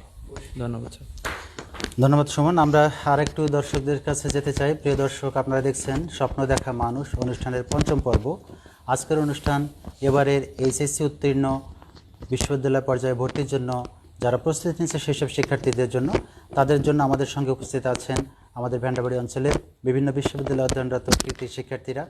আমরা তাদের কথা শুনছি। আমরা আশা করছি যে তাদের আলোচনা থেকে আমাদের প্রিয় শিক্ষার্থীদের, যারা এবারের পরীক্ষার্থী, তাদের জন্য প্রয়োজনীয় কিছু কথা বেরিয়ে আসবে, তারা উপকৃত হবে। আমি কয়েকজন দর্শকের সঙ্গে একটু শেয়ার করে নেই। তারা লিখেছেন, রুবেল আহমেদ রাফি লিখেছেন, এবার ভেন্ডাবাড়িতে এনাদেরকে দিয়ে বিশ্ববিদ্যালয় পরীক্ষার জন্য সীমিত আকারে কোনো কোচিং খোলা যায় না, যদি করোনাকালীন সময় ছাত্রছাত্রী উপকৃত হতো। আসলে এটি আনুষ্ঠানিকভাবে একটা কোচিং চালু করা তো অবশ্যই যায় না, কেননা শিক্ষার এই সংকটটা আমরা জীবনের প্রশ্ন যেখানে জড়িত, সেই করোনাকালীন সংকটের মধ্যে শিক্ষা প্রতিষ্ঠান যেখানে বন্ধ রয়েছে, সেখানে এরকম আয়োজন হয়তো হয় না। কিন্তু তারপরে আমি বলবো যে যারা এলাকায় বিভিন্ন বিশ্ববিদ্যালয়ে অধ্যয়নরত ছাত্রছাত্রী যারা আমাদের এলাকায় অবস্থান করছেন এখন, আর পরীক্ষার্থী যারা আছেন, তারা কিন্তু ব্যক্তি পর্যায়ে একটু যোগাযোগ করে তাদের সঙ্গে যে কোনো পরামর্শ নিশ্চয়ই নিতে পারেন, তাতে তো কোনো বাধা হবার কথা না। কিন্তু হয়তো আনুষ্ঠানিকভাবে একটা বড় আয়োজন করে তাদের জন্য প্রস্তুতি নেওয়া একটু কঠিন। হাসানুজ্জামান তালুকদার লিখেছেন, এত স্টুডেন্ট অটো পাস দেওয়ার কারণে ভর্তি পরীক্ষা কতটা জটিল ও চ্যালেঞ্জিং হবে, কীরকম প্রস্তুতি নিলে টিকতে পারবে এর সম্বন্ধে ধারণা দেন। এগুলো তো স্বাভাবিক বছরের জন্য, এবার অনেক জটিল বিষয় নয় কি? আমি একটু হাসানুজ্জামান তালুকদার শেয়ার করতে চাই এখানে। আমি জানি না আমার ব্যক্তিগত মতটাকে কীভাবে নেবেন। আমরা যেটাকে অটো পাস বলছি, আসলে আমরা যদি একটা স্বাভাবিক পরীক্ষার কথা ভাবতাম বা স্বাভাবিক পরীক্ষা অনুষ্ঠিত হতো, তাহলে পাশের হারটা কেমন হয়? আমরা বোর্ড ওয়াইজ যদি বিগত বছরগুলো রেজাল্ট দেখি, তাহলে এটি 70, 80, 85, 90% পর্যন্ত পাশের হার হয়ে যায়, আমরা ধরে নিচ্ছি স্বাভাবিক পরীক্ষা হচ্ছে, তাহলে ফেল করতে কতজন? এই শতকরা 20, 25, 30, তাহলে অটো পাস দেবার কারণে বা এইভাবে পাসটা হবার কারণে হয়তো ওই সংখ্যাটা মাত্র বেড়ে গেল। তাহলে স্বাভাবিকভাবে যারা পাস করতো তাদের কিন্তু বিশ্ববিদ্যালয় বা উচ্চশিক্ষার জন্য যে প্রস্তুতি, এটি কিন্তু আলাদাভাবেই থাকবার কথা। সুতরাং এই যে এই পাশের সুযোগে যারা সবাই পাশের মধ্যে চলে আসলো, তারা সবাই কিন্তু বিশ্ববিদ্যালয় পর্যায়ে উচ্চশিক্ষার জন্য এই প্রতিযোগিতায় আসতে পারবে না। তারা নর্মালি একটা পাস সার্টিফিকেট হয়তো পেয়ে যাবে, কিন্তু এই জায়গায় আসতে পারবে বলে আমি মনে করি না। এবং সেক্ষেত্রে চ্যালেঞ্জটা আলাদা কিছু না, ঠিক প্রতিবারের মতো চ্যালেঞ্জটা। তবে একটি বিষয় নিশ্চয়ই একটু জটিল হয়েছে, সেটি যে অতীতের পরীক্ষা অর্থাৎ এসএসসি এইচএসসি থেকে যে মার্ক যোগ হয়ে ভর্তি পরীক্ষার মার্কের সঙ্গে যোগ হয়ে একটা রেজাল্ট দাঁড়াতো, সেটি এবার বাদ দেবার কারণে চ্যালেঞ্জটা একেবারেই সরাসরি মেধার উপরে গিয়ে পড়েছে, ভর্তি পরীক্ষার প্রস্তুতি কার কেমন হবে এর ওপর। তো আমরা ওবায়দুর, এবার তোমার কাছে একটু আসবো, আর সবার কথা যেতে শুনতে হচ্ছে। তো আমি বলতে চাচ্ছি যে আমাদের নানা আলোচনা হয়তো বড় বড় বিশ্ববিদ্যালয়ের কথাগুলো এসে যায়, যে ঢাকা বিশ্ববিদ্যালয়, বারবার ঢাকা বিশ্ববিদ্যালয়, এরপরে রাজশাহী, চট্টগ্রাম ইত্যাদি ইত্যাদি এসে যায়। তো আমি একটু অন্যান্য বিশ্ববিদ্যালয়ের কথাগুলো যদি জানতে চাই, যে আমাদের বিশেষ করে আমার এলাকার কথা, যদি আমরা যেহেতু আয়োজনটা করেছি, আমাদের এলাকার উপকৃত কেউ হোক, সঙ্গে আমাদের আলোচনা করে সারা দেশের কেউ উপকৃত হোক, সেটিও আমরা চাই। তো আমি একটু জানতে চাই যে অন্যান্য বিশ্ববিদ্যালয়ের ক্ষেত্রে তারা পড়াশোনা করতে চাইতেই পারে, বা সুযোগটা বড় বিশ্ববিদ্যালয় না পেলে এসব বিশ্ববিদ্যালয় আসবে। কোনো বিশ্ববিদ্যালয় তো ছোট না, কারণ বিশ্বের সবার জন্য যে বিশ্ববিদ্যালয় উন্মুক্ত, সেটি কখনোই ছোট না। এই বিষয়ে যদি একটু অবশ্যই আসলে আমাদের সবার মধ্যে একটা ভ্রান্ত ধারণা থাকে যে যে ইউনিভার্সিটি বলতে মানে হ্যাঁ অবশ্যই বড় বড় ইউনিভার্সিটি, যেমন আমাদের দেশের 4টা ইউনিভার্সিটি, যেমন ঢাকা ইউনিভার্সিটি, রাজশাহী, জাহাঙ্গীরনগর আর চট্টগ্রাম। এই 4টা আসলে স্বায়ত্তশাসিত, তো আর বাকিগুলোও স্বায়ত্তশাসিত, কিন্তু এই 4টাকে আমরা মানে বাংলাদেশের 4টা সব থেকে বড় বড় বিশ্ববিদ্যালয় হিসেবেই মনে করি। তো সব থেকে মানে বাস্তব যে অবস্থা, সেটা হচ্ছে সবাই তো আর এই 4টা বিশ্ববিদ্যালয়ে চান্স পাবে না, কারণ আমাদের যে পরিমাণ শিক্ষার্থী প্রতি বছর পাশ করে বা প্রতি বছর ভর্তি পরীক্ষার সম্মুখীন হয়, তাদের সবাইকে কিন্তু এই 4টা ইউনিভার্সিটির মধ্যে ইনক্লুড করা সম্ভব হবে না। অবশ্যই যারা ভালো প্রিপারেশন নেবে, যারা এগিয়ে থাকবে, তারাই চান্স পাবে এই প্রথম 4টা ইউনিভার্সিটিতে। তো আমার কাছে যেটা মনে হয় সেটা হচ্ছে স্যার, যে বিশ্ববিদ্যালয় মানেই তো হচ্ছে বিশ্ববিদ্যালয়। তো আমাদের যদি সদ ইচ্ছা থাকে, তাহলে যে কোনো ইউনিভার্সিটি থেকেই কিন্তু আমরা আসলে সুশিক্ষিত হতে পারবো বা স্বশিক্ষিত হতে পারবো। এটা আমি অনেক খেয়াল করেছি, অনেক ঢাকা ইউনিভার্সিটি থেকে, মানে এটা তো হতাশ হওয়ার কিছু নেই, কিংবা কাউকে আমি ছোটও করছি না, এটা আসলে মানুষের মানসিকতার বিষয়। সব জায়গা থেকে, ইভেন ন্যাশনাল ইউনিভার্সিটি থেকেও আমি দেখেছি অনেক মানুষ সফল হয়েছেন এবং ভালো ভালো জায়গায় চলে গিয়েছেন। আমি এরকমও দেখেছি, ঢাকা ইউনিভার্সিটিতে পাশ করেছে, তার মধ্যে একটা অহমিকা চলে আসছে যে আমি তো একটা ভালো ইউনিভার্সিটিতে পড়ি, আমি মনে হয় অটোমেটিক্যালি কোথাও জব পাবো। কিন্তু আসলে বাস্তবতা তা নয়। যারা ভালো করে পড়াশোনা করে, যারা পরিশ্রমী, at the end of the day তারাই সাকসেসফুল হচ্ছে। এটা হলো সব থেকে বড় কথা। তো আমি মনে করি যে অবশ্যই তোমাদের ফোকাস থাকবে এই 4টা ইউনিভার্সিটি, কিন্তু যেহেতু রিয়েলিটিটা হচ্ছে বড় কথা, সবাই তো আর এখানে চান্স পাবে না। তো আমি বলবো র্যান্ডমলি সব ইউনিভার্সিটির জন্য পড়াশোনা করেন, সব ইউনিভার্সিটির জন্য সবগুলারই ফর্ম তুলেন। অনেকেই একটা ভুল করে স্যার, আমি এটা আপনার মাধ্যমে তুলে ধরতে চাই, শুধুমাত্র এই 4টা ইউনিভার্সিটি অথবা কাছের বিশ্ববিদ্যালয়গুলোর ফর্ম উঠায়, বাকিগুলো তারা উঠায় না। এক্ষেত্রে তোমরা, আমি বলবো এখন বুঝবা না, যখন 4টা ইউনিভার্সিটিতে চান্স হবে না, তখন বুঝবা যে আমি কেন ওই ভর্তি ফর্মটা উঠালাম না। আমার কিছু টাকা যদি খরচ হয়ে যায়, খুব বেশি মানে আপনাদের ক্ষতি হবে বলে আমার মনে হয় না। আমার যে সাজেশন সেটা হচ্ছে, আপনারা যত ইউনিভার্সিটি আছে বাংলাদেশে, প্রায় 36 থেকে 37টা পাবলিক বিশ্ববিদ্যালয় আছে, প্লাস এখন প্লাস হয়ে গেছে। তো আমি আপনাদেরকে এটাই সাজেস্ট করবো, প্রত্যেকটা ইউনিভার্সিটিতে আপনাদের যখন চান্স হয়ে যাবে, তারপর আর করবেন না, কিন্তু তার আগে যেগুলো সার্কুলার হয়ে যাবে, সব ইউনিভার্সিটি সার্কুলারগুলোতে আপনারা অ্যাপ্লাই করবেন। আর এখন তো গ্লোবালাইজেশন, এখন তো সহজেই আমরা একটা জায়গা থেকে একটা জায়গায় মুভ করতে পারছি। আর আমরা আপনাদের মাধ্যমে, স্যারের মাধ্যমে জানিয়ে দিতে চাই যে আপনাদের যদি পরীক্ষা দেওয়ার সময়, যে আপনারা ভাবতে পারেন যে আমার তো কুমিল্লা ইউনিভার্সিটি, আপনার কুমিল্লা ইউনিভার্সিটিতে কেউ নেই, কিন্তু আমি স্যারের মাধ্যমে আপনাকে জানিয়ে দিতে চাই, যদি কেউ কোনো বোন বা কোনো ভাই কুমিল্লা ইউনিভার্সিটি বলেন, ইসলামিক বিশ্ববিদ্যালয় বলেন, তারপর এখানে একটা যোগ করি যে আমরা কিন্তু অনেক আগে থেকেই এই সাপোর্টটা দিয়ে থাকি আমাদের অঞ্চলের ছাত্রছাত্রীদের জন্য, যে তারা বাংলাদেশের যে কোনো বিশ্ববিদ্যালয়ে ভর্তি পরীক্ষা দিতে গেলে আমরা শুধু আমাদেরকে একটু ইনফর্ম করবে, আমরা তাদেরকে সেই জি, সাপোর্ট দিতে আমি থাকি যে আপনার তোমরা মাধ্যমে যেমনটি সেটা আছো বিভিন্ন জি জায়গায়। স্যার, আমরা স্যারের মাধ্যমে স্যারকে নক করলেও হবে। আমরা এখনই এটা বলে দিয়ে রাখতেছি যে যে কোনো ইউনিভার্সিটিতে আপনারা পরীক্ষা দিতে যান, আপনারা স্যারের সাথে যোগাযোগ করবেন। ইনশাল্লাহ আমরা যারা আছি, আমরা রানিং যে স্টুডেন্ট যারা আছি, আমার ছোট ভাই বা আমাদের বড় যারা আছে, অবশ্যই আমরা অবশ্যই চেষ্টা করবো আপনাদের অ্যাকোমোডেশন ফ্যাসিলিটি দেওয়ার। সো আমি বারবার বলতেছি, বিশ্ববিদ্যালয় বাংলাদেশে অনেক আছে, পাবলিক বিশ্ববিদ্যালয়ে ভর্তি হওয়াটাই হলো সব থেকে বড় মুখ্য বিষয়। সেটা ঢাকা ইউনিভার্সিটি হতে হবে, নট লাইক দ্যাট। আপনি যে কোনো ইউনিভার্সিটিতে পড়েন, আপনি আপনার ক্যারিয়ারটাকে সুন্দরভাবে গড়েন। আর সব থেকে বড় কথা হচ্ছে, ইউনিভার্সিটির থেকেও সব থেকে বড় কথা হচ্ছে আপনি একটা ভালো সাবজেক্টে পড়া। আপনি একটা ভালো সাবজেক্টে পড়বেন, আপনার অবশ্যই আপনি একটা ভালো রেজাল্ট আমি করবেন। আর একটু যোগ করি ওবায়দুর, যে যেহেতু তোমরা সবাই আমার প্রাণের কাছে, আমি এটুকু বলতে চাই যে শুধু ভালো একটা সাবজেক্ট, ভালো একটা ইউনিভার্সিটি না, ভালো একটা মানুষই কিন্তু আমরা চাই। অবশ্যই স্যার, অবশ্যই। সবার আগে জরুরি হচ্ছে ভালো সবার মানুষ আগে হওয়া, এটাই জানা মানে হয়। সবার উপর তো মানুষ স্যার। আমরা এটা স্যারের মানে আসলে সব থেকে বড় কথা কি, আমরা সবাই এখানে যারা 4 জন আছি, মানে ডিরেক্টলি স্যারের স্টুডেন্ট আমরা। এবং স্যার আমাদের ছোটবেলা থেকেই যেভাবে আসলে আমরা স্যারদের কাছ থেকে যেটা মূল্যবোধ পেয়েছি, আমরা চেষ্টা করি আমাদের পরবর্তী জীবনে, যেমন আমরা ইউনিভার্সিটিতে আমরা অনেকেই কিন্তু ব্লাড ডোনেশনের সাথে জড়িত। এগুলো কিন্তু আমরা কিন্তু সত্যি কথা স্যার, আমাদের কেউ জানাই নাই, আমরা তো মফস্বল থেকে উঠে গেছি। এগুলো আপনার মাধ্যমেই শিখছি। আমি অবশ্যই আমাদের যারা স্যার আছেন ব্যান্ডাবাড়িতে, আমি অবশ্যই শ্রদ্ধার সাথে সব আমাদের টিচারদের কথা স্মরণ করতে চাই। আমাদের নরেশ স্যার কথা স্মরণ করতে চাই, আমাদের শিবলি স্যারের কথা স্মরণ করতে চাই, আমার রোকন স্যারের কথা স্মরণ করতে চাই, অবশ্যই রাজু স্যারের কথা স্মরণ করতে চাই। আসলে শিক্ষকদের মর্যাদা দেয়া এবং শিক্ষকদের সাথে কমিউনিকেশন রাখাটা খুব বেশি ইম্পর্টেন্ট। আপনি যতই বড় হয়ে যান না কেন, শিক্ষকের সাথে আপনি যোগাযোগ রাখবেন, আপনার মনের মধ্যে একটা শান্তি অনুভব হবে। তারা বটবৃক্ষের মতো, তারা যদি চলে যায়, তারা যদি না থাকে, অবশ্যই আপনি সঠিক পথে যেতে পারবেন, আপনি যেখানেই যান না কেন। ধন্যবাদ ওবায়দুর। আমি সাকিবের কাছে একটু আসতে চাই। সাকিব, যদি আমাদের একটু ধারণা দিতে পারো, যে একটা কথা শোনা যাচ্ছে সমন্বিত পরীক্ষা, গুচ্ছ পরীক্ষা, তো এই বিষয়গুলো নতুন শব্দ পরীক্ষার্থীদের কাছে, এই বিষয়ে কি ধারণা দেওয়া যেতে পারে তাদেরকে, যে আসলে সমন্বিত পরীক্ষাটা কেমন, গুচ্ছ পরীক্ষাটা কি, বা এবার কি হতে যাচ্ছে, তাদের সেভাবে প্রস্তুতির জন্য কি থাকবে পরামর্শ? মেনলি গুচ্ছ পদ্ধতিতে পরীক্ষা হওয়ার একটা কথা চলতেছিল। 4টা গুচ্ছে সবগুলোকে মানে ভাগ করা কথা ছিল, যেমন কৃষি, তারপর আমরা বলি যে প্রকৌশল, আর মেডিকেল, বিশ্ববিদ্যালয়, এই 4টা আর কি মোটামুটি 4টা ভাগে হওয়ার কথা ছিল। কিন্তু পরবর্তীতে সেটা করা হয়নি, কারণ এখানে 5টা ভার্সিটি আছে যারা সরাসরি এখানে নেগলেক্ট করে দিছে জিনিসটাকে আর কি, যে আমরা গুচ্ছ পদ্ধতিতে যাচ্ছি না। এই জন্য আর কি এই 4টা ভাগে ভাগ না হয়ে পরবর্তী 3টা ভাগে আর কি মোটামুটি বলা যায় যে ভাগ হয়ে গেছে জিনিসটা।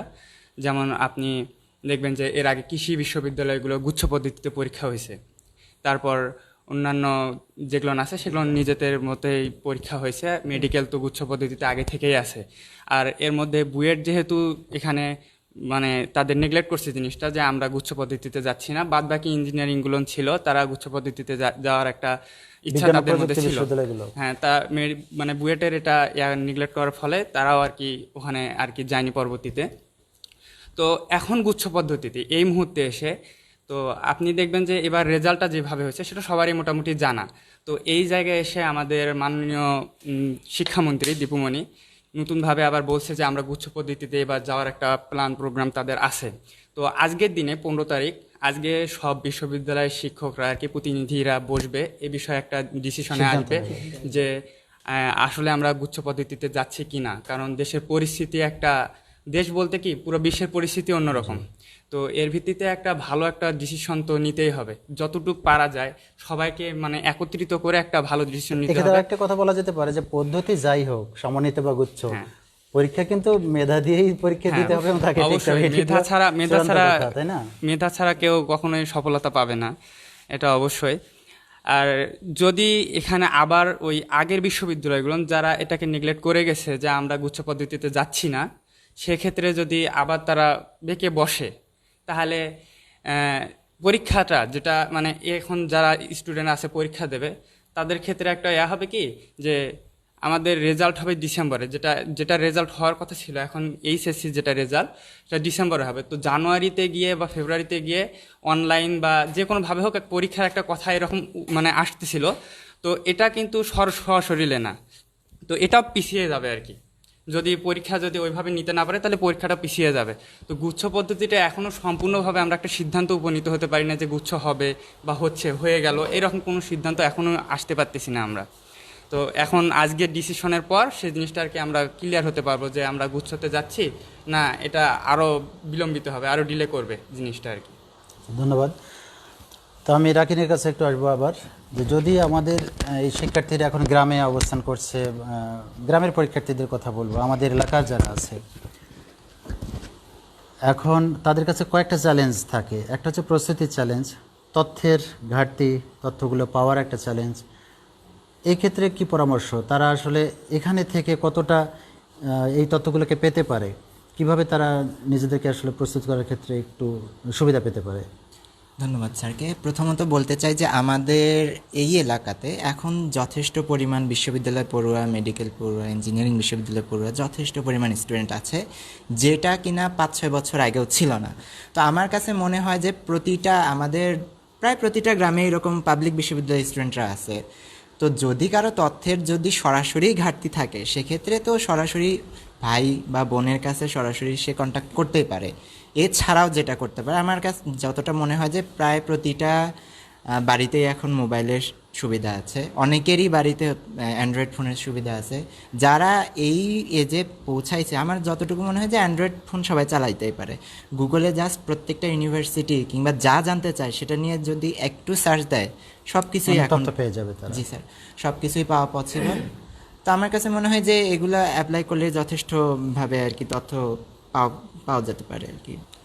ধন্যবাদ রাকিন। আমি সুমনের কাছে একটু যাব। যদি আমরা আবার একটু কয়নিটে আসি, সায়েন্সের ক্ষেত্রে আসি, যে তাদের 4টি বিষয় পরীক্ষা দিতে হচ্ছে, প্রস্তুতি নিতে হচ্ছে। তো সবাই তো আসলে সবটাতে সমান দক্ষ হয়ে ওঠে না, কোনোটাতে একটু দুর্বলতা থেকে যায়, কোনোটা ভালো পারে। এখানে কি কোনো কৌশলগত পরামর্শ আছে যে আসলে কিভাবে জোর দিলে তারা ইয়ে করতে পারে?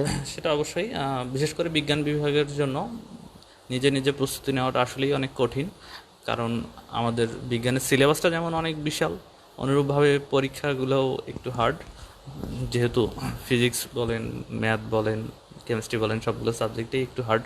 তো এই সাবজেক্টগুলো যদি আমরা প্রস্তুতি নিতে চাই, সেক্ষেত্রে সবার আগে অবশ্যই বলবো, যেহেতু লিখিত আছে, সবার আগে ফলো করা উচিত বোর্ড বই।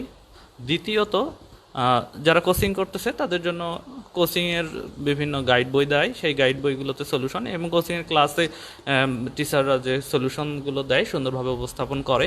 কারণ আমাদের এইচএসসিতে যে বইয়ে যে টপিকসগুলো আছে, বা যে ম্যাথটা আমি 10 মিনিটে করবো, ওই ম্যাথটাই কীভাবে আমার 1 মিনিটে করতে হবে, সেই টেকনিকটাই আমাদের শিখতে হবে মূলত এডমিশনের জন্য। এখানে একটা রিলেটেড কোশ্চেন আসলে এসে যায়, কোচিং কতটা অপরিহার্য? কেউ যদি মনে করে কোচিং করব না, সে কি পারবে কি না? হ্যাঁ, অবশ্যই পারা সম্ভব, কারণ বর্তমানে আমাদের এই বই এত বেশি অ্যাভেলেবল এবং এত ভালো কোয়ালিটির বই আছে যে নিজেই টিচার হওয়া সম্ভব। আমরা একটা ফোন কল পেয়েছি, একটু ফোনটা ধরে নেই। হ্যালো, আসসালামু আলাইকুম। আসসালামু আলাইকুম, কে বলছেন? জি, কোনো কোশ্চেন আছে আপনার? কে বলছেন, একটু পরিচয় দেবেন প্লিজ। আমি পিরোজ থানা থেকে জি, মধুরাপুর গ্রাম। আচ্ছা আচ্ছা, কিছু জানার আছে? আমি জানতে চাইছিলাম যে আপনাদের যেটা আমি বুঝতে পারছি। সরি, আপনার কথাটা কেটে যাচ্ছে ফোনে, হয়তো নেটওয়ার্ক কম পাচ্ছে।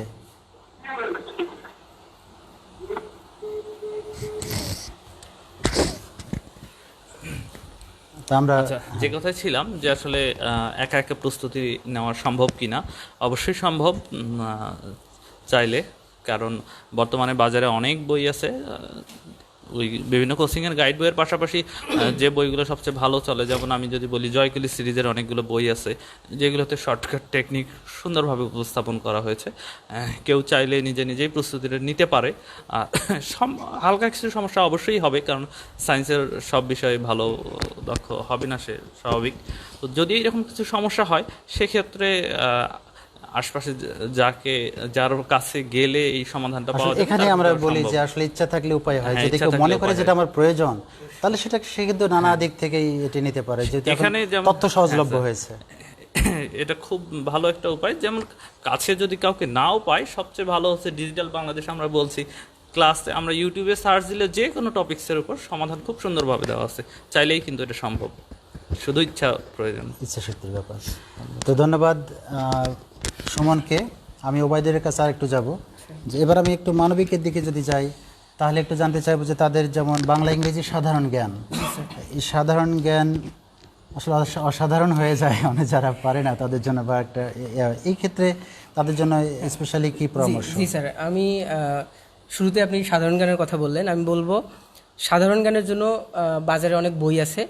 তো তার মধ্যে আমরা বিশেষ কোনো বই সাজেস্ট করব না, হ্যাঁ, তার মধ্যে আমি বলতে পারি যেটা মানে এখন আমরা কন্টেম্পোরারি আমাদের যে শিক্ষা ব্যবস্থা, আমাদের মানে পাস্ট 4 ইয়ার্স থেকে যেভাবে কোশ্চেনটা হয়ে আসতেছে, সেই তুলনায় যেহেতু আমি কোচিংয়ের সাথে মোটামুটি জড়িত ছিলাম, আমি একটু রিসার্চ করে যেটা বুঝেছি সেটা হচ্ছে, আমরা যদি কন্টেম্পোরারি যে বিষয়গুলা, এগুলো যেমন ধরেন আমাদের কারেন্ট অ্যাফেয়ার্স আছে, আমরা যদি বিগত 5 থেকে 6 মাসের কারেন্ট অ্যাফেয়ার্সটা জোগাড় করতে পারি কোনোভাবে, কিংবা আমরা যদি প্রতিদিন সংবাদপত্র, যেমন আমরা চাইলেই, যদিও প্যান্ডামিকে সংবাদপত্রভাবে পাওয়া যাচ্ছে না, তারপরেও আমাদের ইচ্ছাশক্তি থাকলে, যেমন এখন তো অনলাইন পত্রিকা পাবলিশড হয় আমরা জানি, তো আমরাই যে আমাদের ডিজিটালাইজেশন হয়েছে, আমরা যদি এটার সঠিক ব্যবহারটা না করি, আসলে না করতে জানি, যেমন আমাদের মোটামুটি সবারই স্মার্টফোন আছে, আমাদের যদি সদিচ্ছা থাকে তাহলে আমি এটা সবাইকে বলে দিচ্ছি, যারা বারবার বলতেছো, এখানে আমি অনেকে খেয়াল করতেছি, এখানে অনেক কোশ্চেন করেছো যে আসলে কিভাবে পড়লে সব থেকে বেশি ভালো হবে। সেই ক্ষেত্রে সাধারণ জ্ঞানের জন্য আমি বলবো, অবশ্যই তোমরা ফেসবুকের বিভিন্ন গ্রুপ আছে, কিংবা ইউটিউবে অনেক ভালো ভালো চ্যানেল আছে যেগুলোতে প্রতিনিয়ত প্রতিদিনকার আপডেট প্রতিদিন দিয়ে দিচ্ছে। তোমরা যদি তোমাদের সেই ইচ্ছাটা থাকে, তাহলে তোমরা ইউটিউব থেকে বলো বা ফেসবুক থেকে বলো, প্রতিদিনের ওই খবরটুকু বা ওই অংশটুকু তোমরা ওখান থেকে নিয়ে নিলে বা ওখান থেকে টুকে নিলে। আরেকটা প্রশ্ন আছে, একজন প্রশ্ন করেছেন যে কোশ্চেন ব্যাংক কতটা হেল্পফুল? হ্যাঁ, কোশ্চেন ব্যাংক অবশ্যই হেল্পফুল, কারণ আপনি যত বেশি কোশ্চেন পড়বেন আপনি তত বেশি এনরিচড হবেন। তো আমরা একটা ফোন নিয়ে নিচ্ছি। জি স্যার। হ্যালো, আসসালামু আলাইকুম।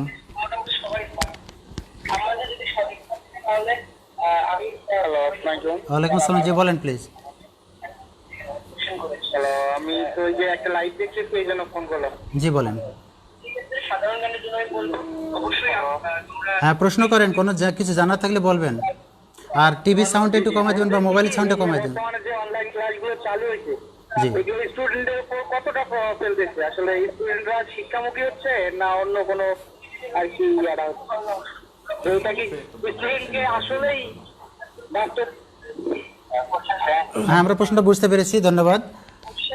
হ্যাঁ, প্রশ্নটা ছিল যে এই যে অনলাইন ক্লাস হচ্ছে, এই অনলাইন ক্লাস করে স্টুডেন্টরা কতটা পড়ামুখী হচ্ছে বা তারা আসলে প্রকৃত উপকারটা পাচ্ছে আসলে কিনা? আমরা তো স্যার একটা মহামারীর মধ্যে যাচ্ছি, সরকারও চেষ্টা করছে এই প্যান্ডামিক সিচুয়েশনটাকে মোকাবেলা করার। তো আসলে মানে এখন যে মানে আমরা যারা বর্তমানে যারা গ্রামে অবস্থান করতেছি, তাদের জন্য আমি বলবো যে অনলাইন ক্লাস সেটা তো বিভিন্ন কোচিংয়ের মাধ্যমে হচ্ছে অনলাইন ক্লাস, সেই সুযোগটা আসলে গ্রামে বসে কতটুকু নেওয়া যাবে আমি জানি না, কিন্তু আমার কাছে যেটা যুক্তিযুক্ত মনে হয় আমাদের এলাকার মানুষের জন্য আমি এটা বলবো যে এখন এই প্যান্ডামিক সিচুয়েশনের কারণে অনেক ছাত্রছাত্রী, অনেক দেশের নামকরা বিশ্ববিদ্যালয়ে অনেক ছাত্রছাত্রী বাসায় বসে আছে, অলস বসে আছে। আমরা কিন্তু তাদেরকে তাদেরকে আমরা কিন্তু ব্যবহার করতে পারছি না, এটা কিন্তু আমাদের ব্যর্থতা স্যার। আমি মনে করি তোমার পাশের বাড়ির যে ভাইটা ঢাকা ইউনিভার্সিটিতে পড়ে বা তোমার পাশের বাড়ির যে বোনটা বেগম রোকেয়া বিশ্ববিদ্যালয়ে পড়ে, তুমি চাইলেই তার কাছ থেকে হেল্প নিতে পারো। নিঃসন্দেহে সে কিছু টাকার বিনিময়ে হলেও তোমাকে একটা ভালো সার্ভিস দিবে। তুমি চাইলেও কিন্তু এই সিচুয়েশন যদি এরকম না হতো, তুমি চাইলেও কিন্তু এই শিক্ষকগুলোকে বা এই ভাইয়াগুলোকে কাছে পেতে না, 1000 টাকা দিলেও কিন্তু পেতে না। তুমি পাচ্ছ, অবশ্যই তোমাকে কি করতে হবে, ভাইয়ের কাছে গিয়ে ভাইয়ের কাছে বসতে হবে, ভাইয়ের কাছে বলতে হবে যে ভাইয়া বা বোন যে আমার এটা সমস্যা হচ্ছে। অবশ্যই তারা, আর আমি যতদূর জানি একটা ইউনিভার্সিটি স্টুডেন্ট তুমি যদি তার কাছে যাও, সে অবশ্যই তোমাকে ফিরাই দিবে না। তো সেক্ষেত্রে মানসিকতাটা বড় প্রয়োজন, শেখার মানসিকতাটা।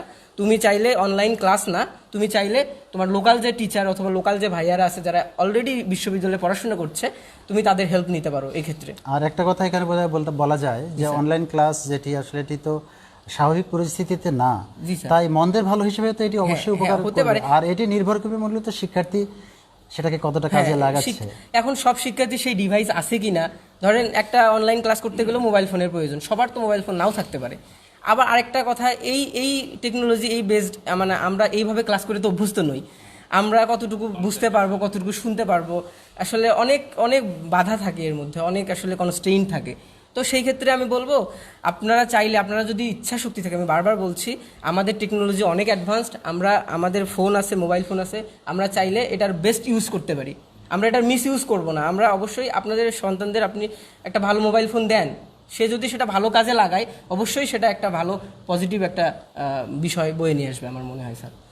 আচ্ছা, আমি সাকিব একটু তোমার কাছে জানতে চাইবো যে এই যে বিভিন্ন বিশ্ববিদ্যালয়ের যোগ্যতার একটু পার্থক্য আছে পরীক্ষা দেবার ক্ষেত্রে, অর্থাৎ আমরা এসএসসি এইচএসসির পয়েন্টের কথা যদি বলি, এরকম কিছু একটা সীমাবদ্ধতা তো আছেই। তো সবার পক্ষে সব জায়গায় ভর্তি পরীক্ষা দেওয়া সম্ভব হবে না, কেউ আছে আবার সবগুলোতেই পারবে। তো আমার মনে হয় এখানে শিক্ষার্থীদের জন্য এমন কোনো পরামর্শ আছে নাকি যে তারা একবার অন্তত তুলনা করে নেবে বিভিন্ন বিশ্ববিদ্যালয়ের সঙ্গে, যে তার যোগ্যতা অনুযায়ী সে কোথায় কোথায় পরীক্ষা দিতে পারবে, সেটা যদি করে নিয়ে সেটা প্রস্তুতি নিয়ে এটি কেমন হতে পারে? আমরা একটা ফোন পেয়েছি, এই ফোনটা একটু জরুরি, এটা নিয়ে নেবো আমরা। মিতা, আসসালামু আলাইকুম। কেমন আছেন? আছি আলহামদুলিল্লাহ, ভালো আছেন? জি আলহামদুলিল্লাহ, আমি আপনাদের প্রোগ্রামটা দেখছি, বেশ আলোচনা, চমৎকার আলোচনা হচ্ছে। চারজনকে অভিনন্দন জানাচ্ছি এত সুন্দর আলোচনা করার জন্য। আর এরা আসলে অনেক ম্যাচিউর কথাবার্তা বলছে, যেটুকু আমার মনে হচ্ছে।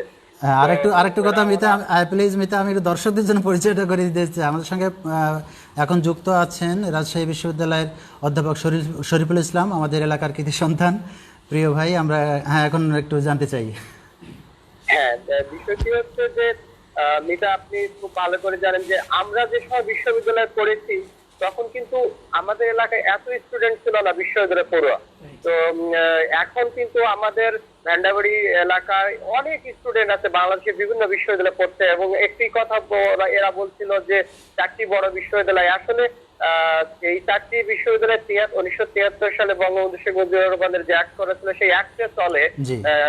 বাকি বিশ্ববিদ্যালয়গুলো এখন কিন্তু বেশ ভালো, বিশেষ করে যারা সায়েন্সের স্টুডেন্ট তারা বুয়েট তো অবশ্যই সবার স্বপ্নের জায়গা, বুয়েটের পাশাপাশি রুয়েট, কুয়েট এগুলোতেও কিন্তু ভালো করার একটা স্কোপ আছে। আর আমার মোটামুটি বিশ্ববিদ্যালয়ে শিক্ষকতার বয়স আমার এখন প্রায় 21 বছর চলছে। তো রাজশাহী বিশ্ববিদ্যালয়ের একটু অভিজ্ঞতা থেকে বলে, আমি দেখলাম যে একজন রাজশাহী বিশ্ববিদ্যালয়ের প্রতিনিধি এখানে আছেন। তো আমি খুব অল্প সময়ের মধ্যে শেষ করবো, কারণ ওদের কথাগুলো শুনলে আমার ধারণা যে সামনে যারা অ্যাডমিশন টেস্ট দিবে তারা বেশি উপকৃত হবে আমার কথা থেকে। তো আমি 1-2 মিনিটের মধ্যে শেষ করছি। আমরা একটু সময় চাই, কারণ রাজশাহী বিশ্ববিদ্যালয়ের একজন স্যার আমাদের সঙ্গে কথা বলছেন। শিক্ষার্থীদের জন্য এটি কিন্তু অনেক বড় পাওয়া, যারা আজকের অনুষ্ঠান দেখছেন বা শুনছেন তাদের জন্য সুপরামর্শ অবশ্যই আমরা কামনা করি। হ্যাঁ, অবশ্যই মিতা, সেটি হচ্ছে যে আমার জন্য আমি একটু বলতে চাই যে এই সময় আসলে ঘরে বসে থেকে সময়গুলোকে নষ্ট করা যাবে না। কারণ আজকে ওরা বলতেছিল যে আজকে সব পাবলিক বিশ্ববিদ্যালয়ের ভাইস চ্যান্সেলরদের নিয়ে আজকে ভর্তি সংক্রান্ত বিষয়ে একটা সিদ্ধান্ত আসবে। এখন পর্যন্ত সেটির কোনো সিদ্ধান্ত আমরা জানতে পারিনি। তবে যারা রাজশাহী বিশ্ববিদ্যালয় শুধু না, অন্য বিশ্ববিদ্যালয়ে পরীক্ষা দিবে তাদের জন্য একটাই পরামর্শ, সেটি হচ্ছে যে এই সময়টা নষ্ট করা যাবে না। ওরা 4 জন এখানে যে বিষয়গুলো বলছে, আমার মনে হয় যে যারা পরীক্ষা দিবে তারা যদি এই কথাগুলো একটু মাথায় রাখে তাহলে মানে ভর্তি পরীক্ষায় অবশ্যই উত্তীর্ণ হতে পারবে, আমি আশা করি। আর অবশ্যই বেসিকটা কিন্তু ভালো মাথায় রাখতে হবে, যে আমার মূল বইটা খুব ভালো করে জানতে হবে। এবং বিশেষ করে যারা একটু আর্টস ব্যাকগ্রাউন্ডের এদিকে আসতে চায়, আমি এসএসসি ইন্টারমিডিয়েট সায়েন্স পড়েছি, বাট আমি কিন্তু পরবর্তীতে হয়তো সায়েন্স কন্টিনিউ না করে আমি সোশ্যাল সায়েন্সের এদিকে এসেছি। তো সায়েন্স থেকে এসেও এই দিকে আর্টস বা সোশ্যাল সায়েন্সে কিন্তু অনেক ভালো রেজাল্ট করা সম্ভব। তো এই ক্ষেত্রে আমি বলবো যারা আর্টস ব্যাকগ্রাউন্ডে এদিকে আসতে চায়, সেন্স করে, স্ট্রিমকে সেন্স করে, তো সেই ক্ষেত্রে তাদের জন্য পরামর্শ হচ্ছে যে বাংলা, ইংলিশ এবং সাধারণ জ্ঞান দিয়ে তো হয়। তো মানে আমাদের এখন রাজশাহী বিশ্ববিদ্যালয়ে মাত্র 3টে ইউনিটে পরীক্ষা হচ্ছে গত বছর থেকে, যে সব আর্টস, সোশ্যাল সায়েন্স, ল এবং চারুকলা সব মিলে একটা, কমার্সের একটা, আর হচ্ছে আপনার সায়েন্স, এগ্রিকালচার সব মিলে আর একটা। তো যারা বিশেষ করে আর্টস ফ্যাকাল্টির এদিকে আসতে চায়, বাংলা ইংরেজিটা খুব ভালো করে পড়তে হবে, বিশেষ করে ইংলিশে ভোকাবুলারিটা খুব বাড়াতে হবে, আর বাংলা তো বেসিক জিনিসগুলো অবশ্যই জানতে হবে। আর সাধারণ জ্ঞান ওরা যেটা বলছিল যে সমসাময়িক সবগুলো বিষয় জানতে হবে এবং কারেন্ট অ্যাফেয়ার্স গুলো নিয়মিত পড়তে হবে। অনলাইনে এখন অনেক কিছু জানা যায়, তো অনলাইনের অনেক কিছুই আবার সত্য হয় না, এটাও মাথায় রাখতে হবে। জি। এই জন্য আমি বলবো যে খবরের সত্যতা যাচাই করতে হবে, যে অথেন্টিক কিনা সেটি জি, ভালো করে জি। খেয়াল করতে হবে। তো মিতা, আমি এই জায়গায় কথা বলছি, আমার মনে হয় যে ওদের কথা শুনতেই আমার ভালো না, লাগছে। আমি তো ভালো লাগার চেয়েও আমি- দরকার হচ্ছে যে এই যে আপনার কথা আমরা পাচ্ছি, এটা কিন্তু আমাদের জন্য বড় পাওয়া। না, খুব ভালো লাগছে এই জন্য যে এরা এত সুন্দর করে কথা বলছে, যারা আমাদের এই ভ্যান্ডাবাড়ি তথা ভ্যান্ডাবাড়ি আশপাশ থেকে যে সমস্ত ছেলেমেয়েরা সামনে বিশ্ববিদ্যালয়ে যাবে, এদের কথাগুলো আমার কাছে মনে হয় যদি এই এখন যারা ইন্টারমিডিয়েট তারা পাশ করে ফেলেছে, যেভাবেই রেজাল্ট হোক, জি, জি। বলবো যে তারা পাশ করেছে, তো এদের কথাগুলো যদি একটু মাথায় রাখে, আমার ধারণা যে বিশ্ববিদ্যালয়ে ভর্তি হওয়াটা আসলে সবার জন্য একটা স্বপ্নের। তো সেই স্বপ্নটা মনে হয় পূরণ করা সম্ভব হবে, কারণ আমরাও তো এখান থেকেই উঠে এসেছি। আপনি ঢাকা বিশ্ববিদ্যালয়ে পড়েছেন, আমি রাজশাহী বিশ্ববিদ্যালয়ে যখন পড়েছি, আমি যে সাবজেক্টে পড়ালেখা করেছি আমি এই সাবজেক্টের নামও জানতাম না। বিশ্ববিদ্যালয়ে ভর্তি হওয়ার পরে ফর্ম উঠাতে এসে হয়তো তখন জানা সম্ভব হয়েছে, কিন্তু এখন কিন্তু অনেকেরই চোখ কান খোলা, এখন অনেক কিছু আগে থেকে আমরা ঘরে বসে জানতে পারি। তো মিতা, অনেক ধন্যবাদ। আমার মনে হয় যে আমি একটু বেশি সময় নিয়ে না, ফেললাম। মিতা, আমরা- আপনাদের সবার জন্য শুভকামনা। বিশেষ করে ওরা চারজন খুব সুন্দর কথা বলছে। আমি আরো মানে আপনাদের প্রোগ্রামটা যতক্ষণ চলবে আমি একটু শুনবো, ভালো লাগছে। সবার জন্য শুভকামনা রইল। ওকে মিতা, ধন্যবাদ। ওকে। Thank you. ধন্যবাদ শরীফুল ইসলাম রাজু, অধ্যাপক, রাজশাহী বিশ্ববিদ্যালয় আমাদের সঙ্গে যুক্ত ছিলেন। আমরা সত্যি অভিভূত, আনন্দিত এবং কৃতজ্ঞ আমাদের এই ক্ষুদ্র আয়োজনে তার মতো ব্যক্তিত্বের সংস্পর্শ পেলাম, আমরা তার যে একটা সান্নিধ্য পেলাম, তার কথা আমরা প্রিয় শিক্ষার্থীদেরকে শোনাতে পারলাম, এটি আমাদের জন্য অনেক বড় পাওয়া। তো সত্যি কথা বলতে যে কথাগুলো উঠে এসেছে এতক্ষণ, যে প্রযুক্তির এই যুগে সব কিছু যেন হাতের মুঠোয়, বিশ্ব এখন হাতের মুঠোয়, চাইলেই কিন্তু শিক্ষার্থীরা তাদের মতো করেই এই প্রযুক্তিকে কাজে লাগিয়ে তাদের যে স্বপ্নের চাওয়া, স্বপ্নের জগতে যাওয়া, সেটাকে অনেকটাই সম্ভব করে ফেলতে পারে। আমি এবার সুমন আবার তোমার কাছে আসবো, যেহেতু আমরা একটু দেরিতে শুরু করেছি, 8:30 শুরু করতে চেয়েছিলাম, পারিনি। তো আমরা একটু সময় নেই, সব দিন হয়তো এই আয়োজনগুলো করা সম্ভব হয়ে ওঠে না, যে কারণে ছোট ছোট বিষয়গুলো আমরা একটু আলোচনা করে নিতে চাই। তো এখন পরীক্ষার্থীদের মধ্যে আমি একটা ধরন দেখেছি, আমি যেহেতু একটা শিক্ষা প্রতিষ্ঠানের সঙ্গে জড়িত আছি, অনেক পরীক্ষার্থী আছে যারা আগে থেকে প্রস্তুতিটা নিতে পারে নাই, বা তার নিজের উপর আস্থা কাজ করে না, আত্মবিশ্বাসের অনেক অভাব থাকে। তারা করে কি, পরীক্ষা একাডেমিক প্রস্তুতিটা নিচ্ছে এবং রেজাল্ট হয়ে যাবার পর যখন দেখে যে একটা ভালো রেজাল্ট হয়ে গেছে, 4 পয়েন্ট আপ হয়ে গেছে, তখন মনে হয় যে আমি তো বিশ্ববিদ্যালয় পরীক্ষা দিতে পারি, কিন্তু তখন তারা অনেক পিছিয়ে যায় বা প্রস্তুতিটা তাদের সেই পরিমাণ হয়ে যায় না। আজকের প্রেক্ষাপটে যদি বলি যে অক্টোবর থেকে ডিসেম্বর রেজাল্ট যদি হয়, হয়তো জানুয়ারি নাগাদ পরীক্ষাগুলো শুরু হয়ে যাবে। তো এই সময়ের মধ্যে কেউ যদি নতুন করে ভাবতে শুরু করে যে আমি বিশ্ববিদ্যালয়ে যেতে চাই বা এই পর্যায়ে আমি যেতে চাই, একটা ভালো জায়গায় যেতে চাই, এটি সম্ভব কি না, বা সম্ভব হতে গেলে তার কী করতে হবে? স্যার, অবশ্যই সম্ভব। আর এই যে আপনার কনফিউশনের কথাটা বললেন, এটা আমাদের মতো গ্রাম এলাকায় সবচেয়ে বেশি সমস্যাটা হয়ে থাকে, তাদের ইনফরমেশনের অভাব থাকে অনেক। তো এই যে প্রস্তুতির যে সমস্যার কথা বললেন, বা যারা ইউনিভার্সিটি সম্পর্কে আগে থেকে অবগত না, কিন্তু একাডেমিক পড়া যারা ভালো করে একাডেমিক ক্ষেত্রে ভালোভাবে প্রস্তুতি নিয়েছে বা রেজাল্ট যাদের ভালো হয়েছে, বিশেষ করে সায়েন্স ব্যাকগ্রাউন্ড অর্থাৎ ক ইউনিটের প্রস্তুতি যারা নেবে তাদের ক্ষেত্রে কোনো বাধাই না। কারণ ক ইউনিটের যে পরীক্ষা, অ্যাডমিশন টেস্ট যে কোনো ইউনিভার্সিটিতেই হয়, সেটা সবগুলোই তার এইচএসসির সাবজেক্টের উপরেই, এর বাইরে কোনো কোশ্চেন হয় না। সুতরাং কেউ যদি তার একাডেমিক প্রিপারেশনটা ভালো নিয়ে থাকে, ভালো রেজাল্টের জন্যই নিয়ে থাকে, শুধুমাত্র এইচএসসির রেজাল্টের জন্যই নিয়ে থাকে, সেও কিন্তু ভালো করা সম্ভব ইউনিভার্সিটি পরীক্ষার ক্ষেত্রে। কারণ এটার ক্ষেত্রে কোনো পার্থক্য নেই, অল্প একটু শুধু টাইম ম্যানেজমেন্টের কিছু বিষয় আসে, কিছু শর্টকাট টেকনিকের বিষয় আসে। এটার জন্য যে সময়টা সে পাবে 2 থেকে 3 মাস, এটা এনাফ। কিন্তু অন্য যারা ইউনিটের, সাপোজ ঘ ইউনিট বা আর্টস থেকে যারা যায়, তাদের জন্য একটা বিশেষ দিকে খেয়াল রাখতে হয় যে সাধারণ জ্ঞান বা ইংলিশে বিশেষ জোর, এই বিষয়ে সাধারণ জ্ঞানটা যেমন তাদের সিলেবাসের অন্তর্ভুক্ত না, তাদেরকে নতুন করে পড়তে হয়।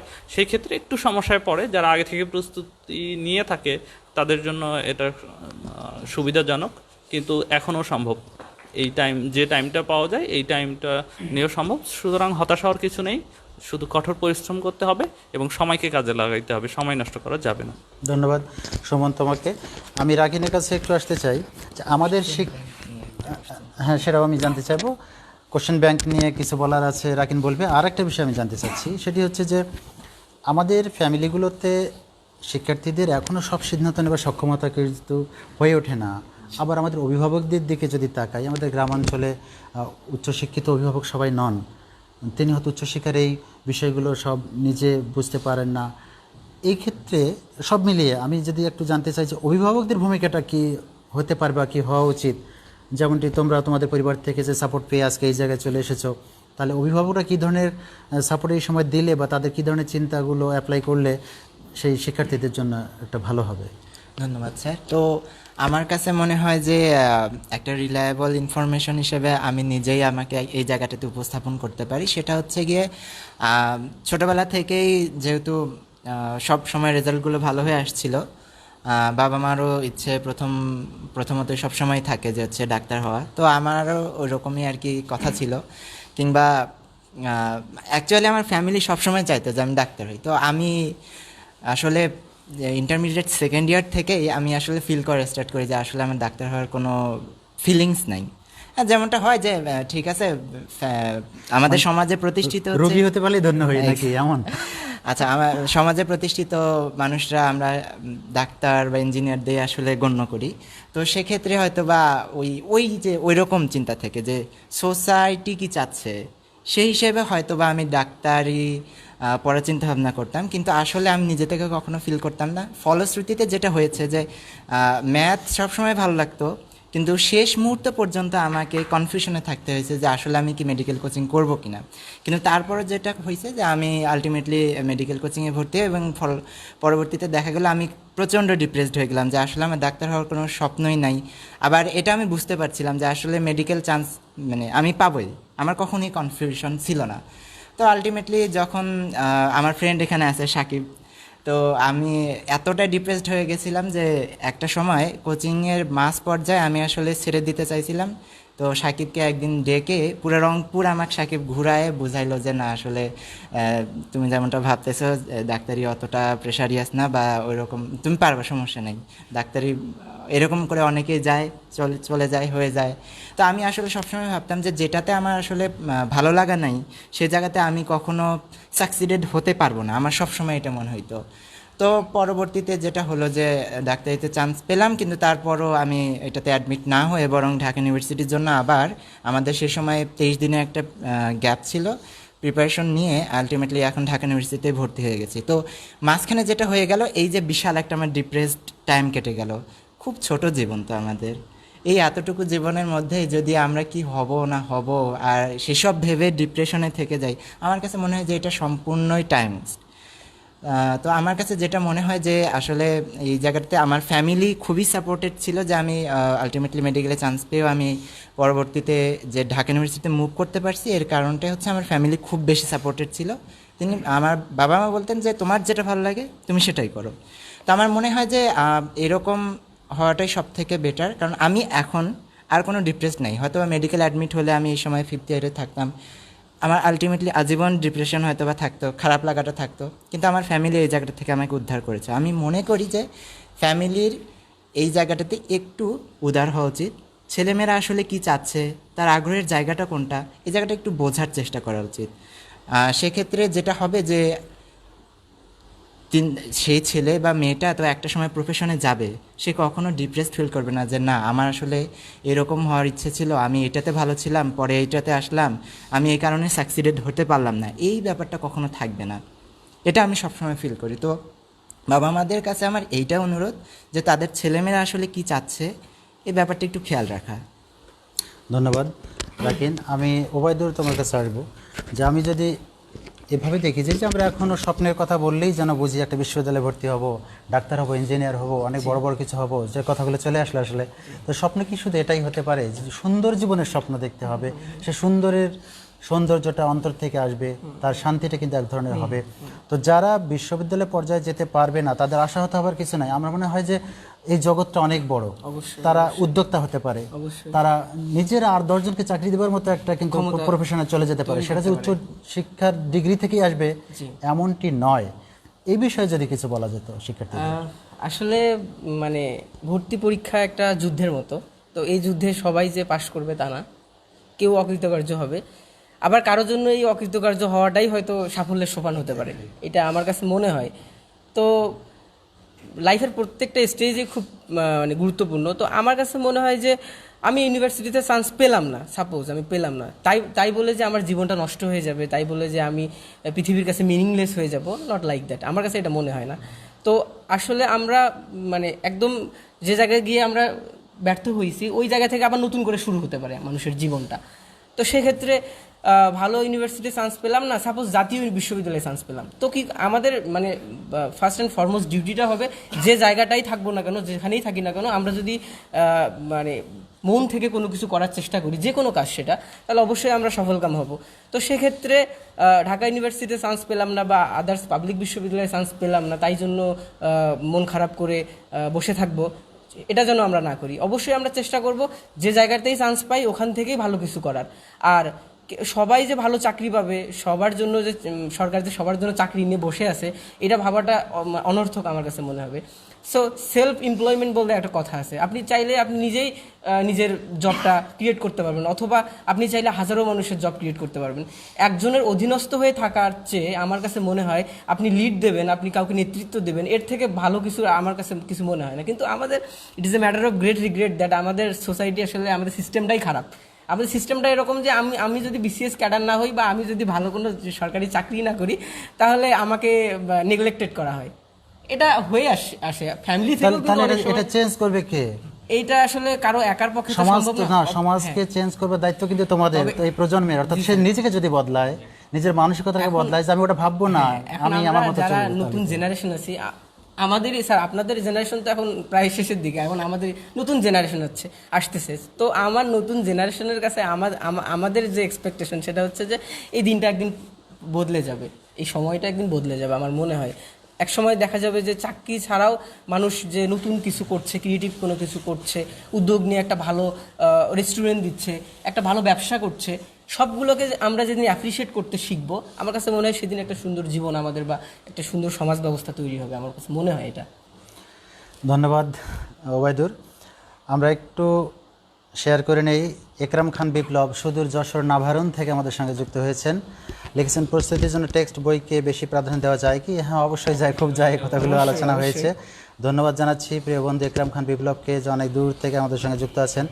অনেকেই কমেন্টস করেছেন, কিন্তু দুঃখের বিষয়ে আমি এখানে কোনো ল্যাপটপ ইউজ করতে না পারার কারণে সব কমেন্টস এখানে পড়তে পারছি না। তবে যারা এই কমেন্টস করেছেন তাদেরকে আমি ধন্যবাদ জানাচ্ছি, কৃতজ্ঞতা জানাচ্ছি। হয়তো অনেক প্রশ্ন থেকে গেছে যেগুলো জবাব দেওয়া যেত, কিন্তু আমরা এখানে সেটি জবাব দিতে পারছি না। আমাদের টেলিফোন একটি চালু আছে 01717850507।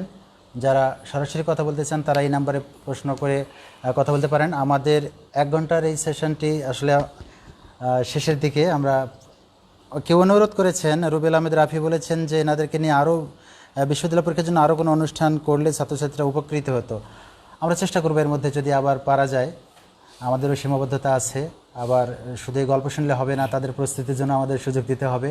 আসলে আলোচনা ঘন্টার পর ঘন্টা শুনে লাভ নেই। শুধু একটা স্বপ্ন যদি কেউ লালন করে, সে স্বপ্নের বাস্তবায়ন করার জন্য তার কাছে কিন্তু অনেক সুযোগ আছে। কোনো একটা সুযোগকে ধরে, সব সুযোগ একজন নিতে পারে না, কোনো একটা সুযোগকে ধরে সে এগিয়ে যাবে, এটা আমরা মনে করি। সাকিব, আমরা শেষের দিকে আসছি। সাকিব, যদি কিছু বলার থাকে সবার উদ্দেশ্যে, আমরা সবার কাছ থেকে একটু শুনে শেষ করব। আজকে আমাদের এখানে সবাই একসঙ্গে উপস্থিত হওয়ার মূল কারণটা হচ্ছে আমরা এলাকার যারা আছি, মোটামুটি যারা বিভিন্ন বিশ্ববিদ্যালয়ে অধ্যয়নরত আছি, আমরা চাই আমাদের এলাকার ছেলেমেয়েরা যারা আছে, আমাদের ছোট ভাই বোন যারা আছে, সবাইকে নিয়ে আমরা উঁচুতে উঠতে চাই। আমরা আর নিচের দিকে না থেকে এলাকাকে একটা সমৃদ্ধ এলাকাতে পরিণত করতে চাই। এই জন্য আমাদের এই প্রচেষ্টা। তো এখানে স্যারের ভূমিকা সবচেয়ে বেশি।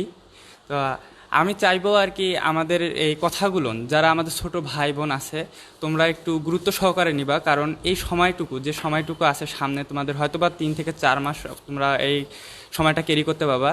তো এই 3-4 মাস যদি জীবনে একটু কষ্ট করো তাহলে পরবর্তী জীবনে তুমি কি ডিসিশন নিবা সেটার জন্য হয়তো সবার কাছে গিয়ে এইভাবে আলাদা আলাদাভাবে ডিসিশন নাও নিতে হতে পারে, কারণ তুমি তখন অলরেডি ম্যাচিউর হয়ে যাবা। তুমি বুঝতে পারবা যে তোমার আসলে কোন ডিসিশনটা নেওয়া দরকার। এই মুহূর্তে হয়তো বা তোমার একটু হেজিটেট ফিল হচ্ছে, কিন্তু তুমি মানে নিজেকে যদি একটু ভালো পর্যায়ে নিয়ে যাইতে হয় তাহলে আমাদের কথাগুলো একটু গুরুত্ব সহকারে না। ধন্যবাদ সবাইকে। ধন্যবাদ ওবায়দুর।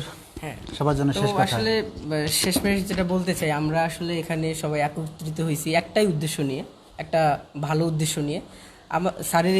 স্যার এই প্রোগ্রামটা আয়োজন করেছেন, অবশ্যই স্যারকে ধন্যবাদ জানাই।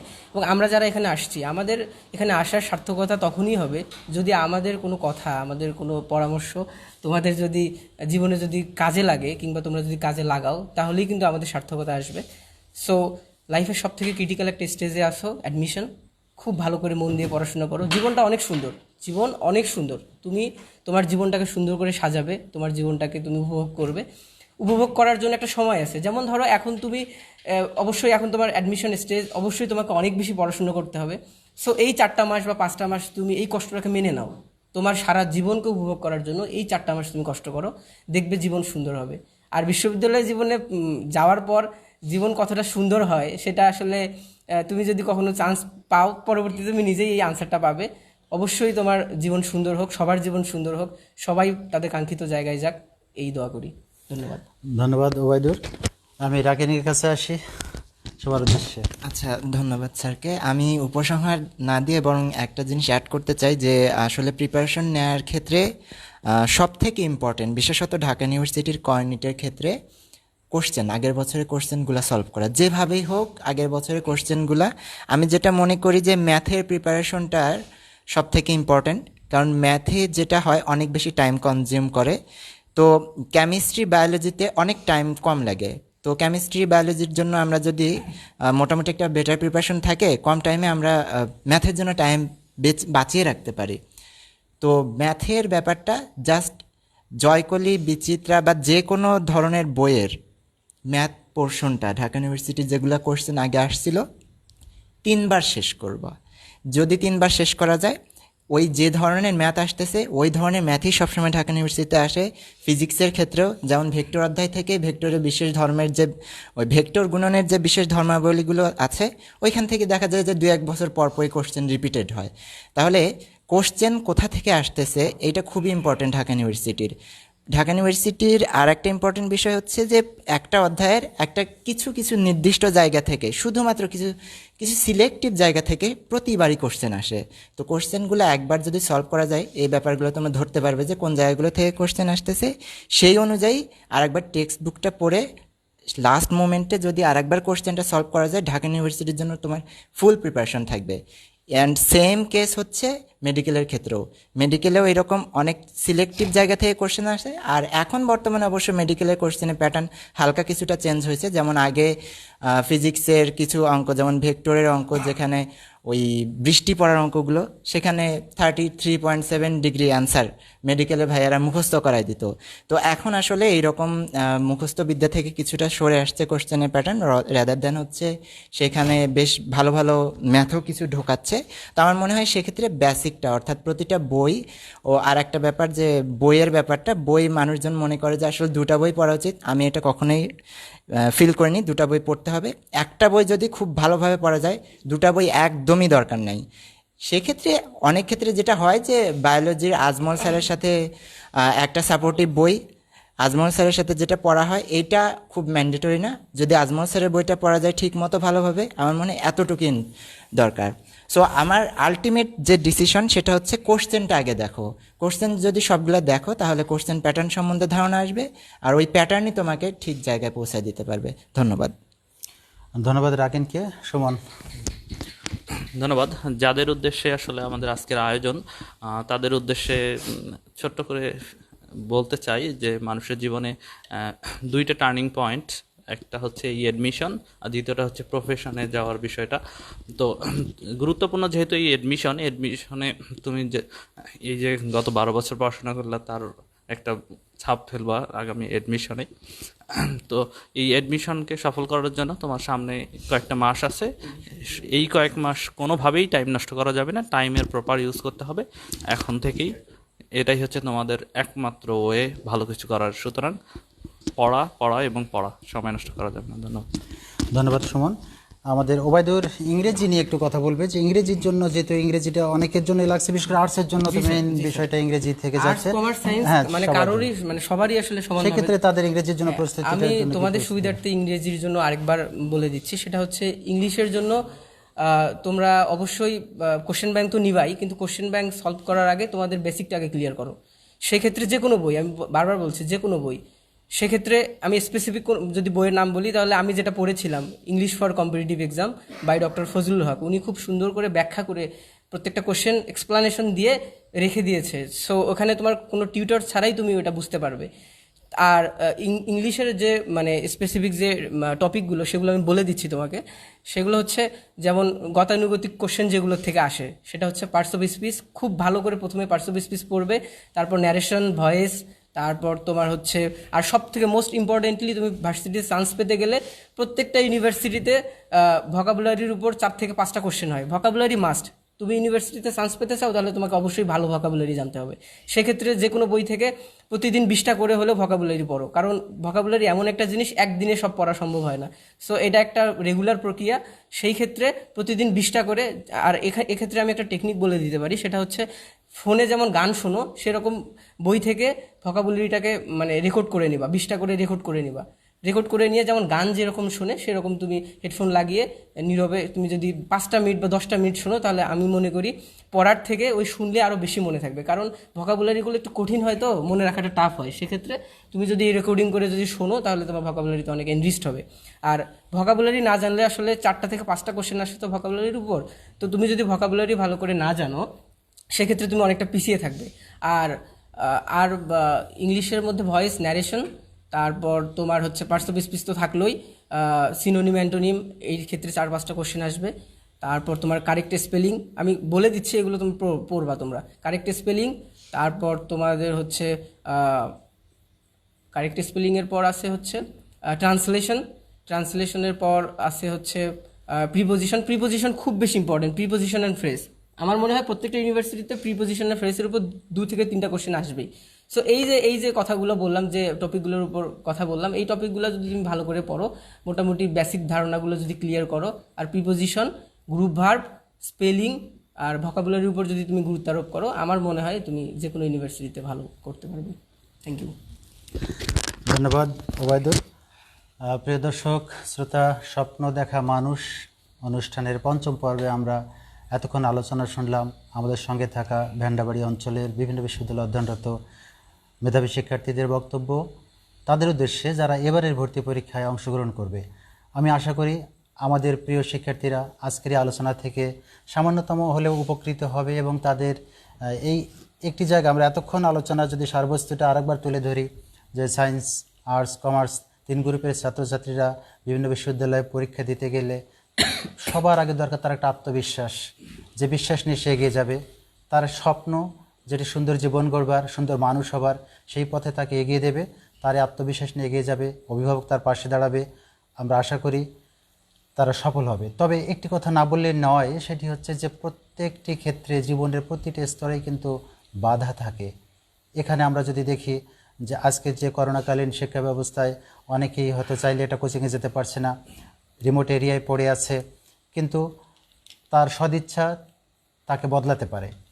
আর যদি ভাবি অনেকেই অর্থনৈতিকভাবে সচ্ছল পরিবারের নয়, অর্থ কিন্তু বাধা নয়, প্রয়োজন আছে, কিন্তু একেবারেই যে এটি বাধা যার কারণে আমার উচ্চশিক্ষা হবে না এমনটি আমরা মনে করি না।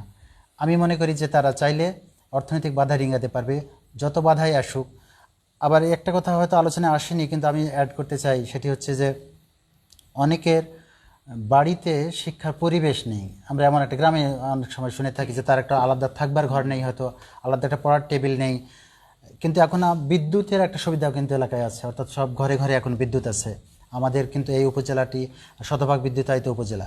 তো আমরা মনে করি যে এই সুযোগটাকে কাজে লাগিয়ে যদি তারা মনে করে পড়াশোনাটা করতে পারবে, তবে বাধা আসবে, সে বাধাকে অতিক্রম করতে হবে। শেষ কথাই হতে পারে, আসছে পথে আধার নেমে, তাই বলে কি রইবে থেমে? বারবার তুমি জ্বালাবে বাতি, হয়তো বাতি জ্বলবে না, তবুও তো ভিড়ের মতো বসে থাকলে চলবে না। আল্লাহ হাফেজ।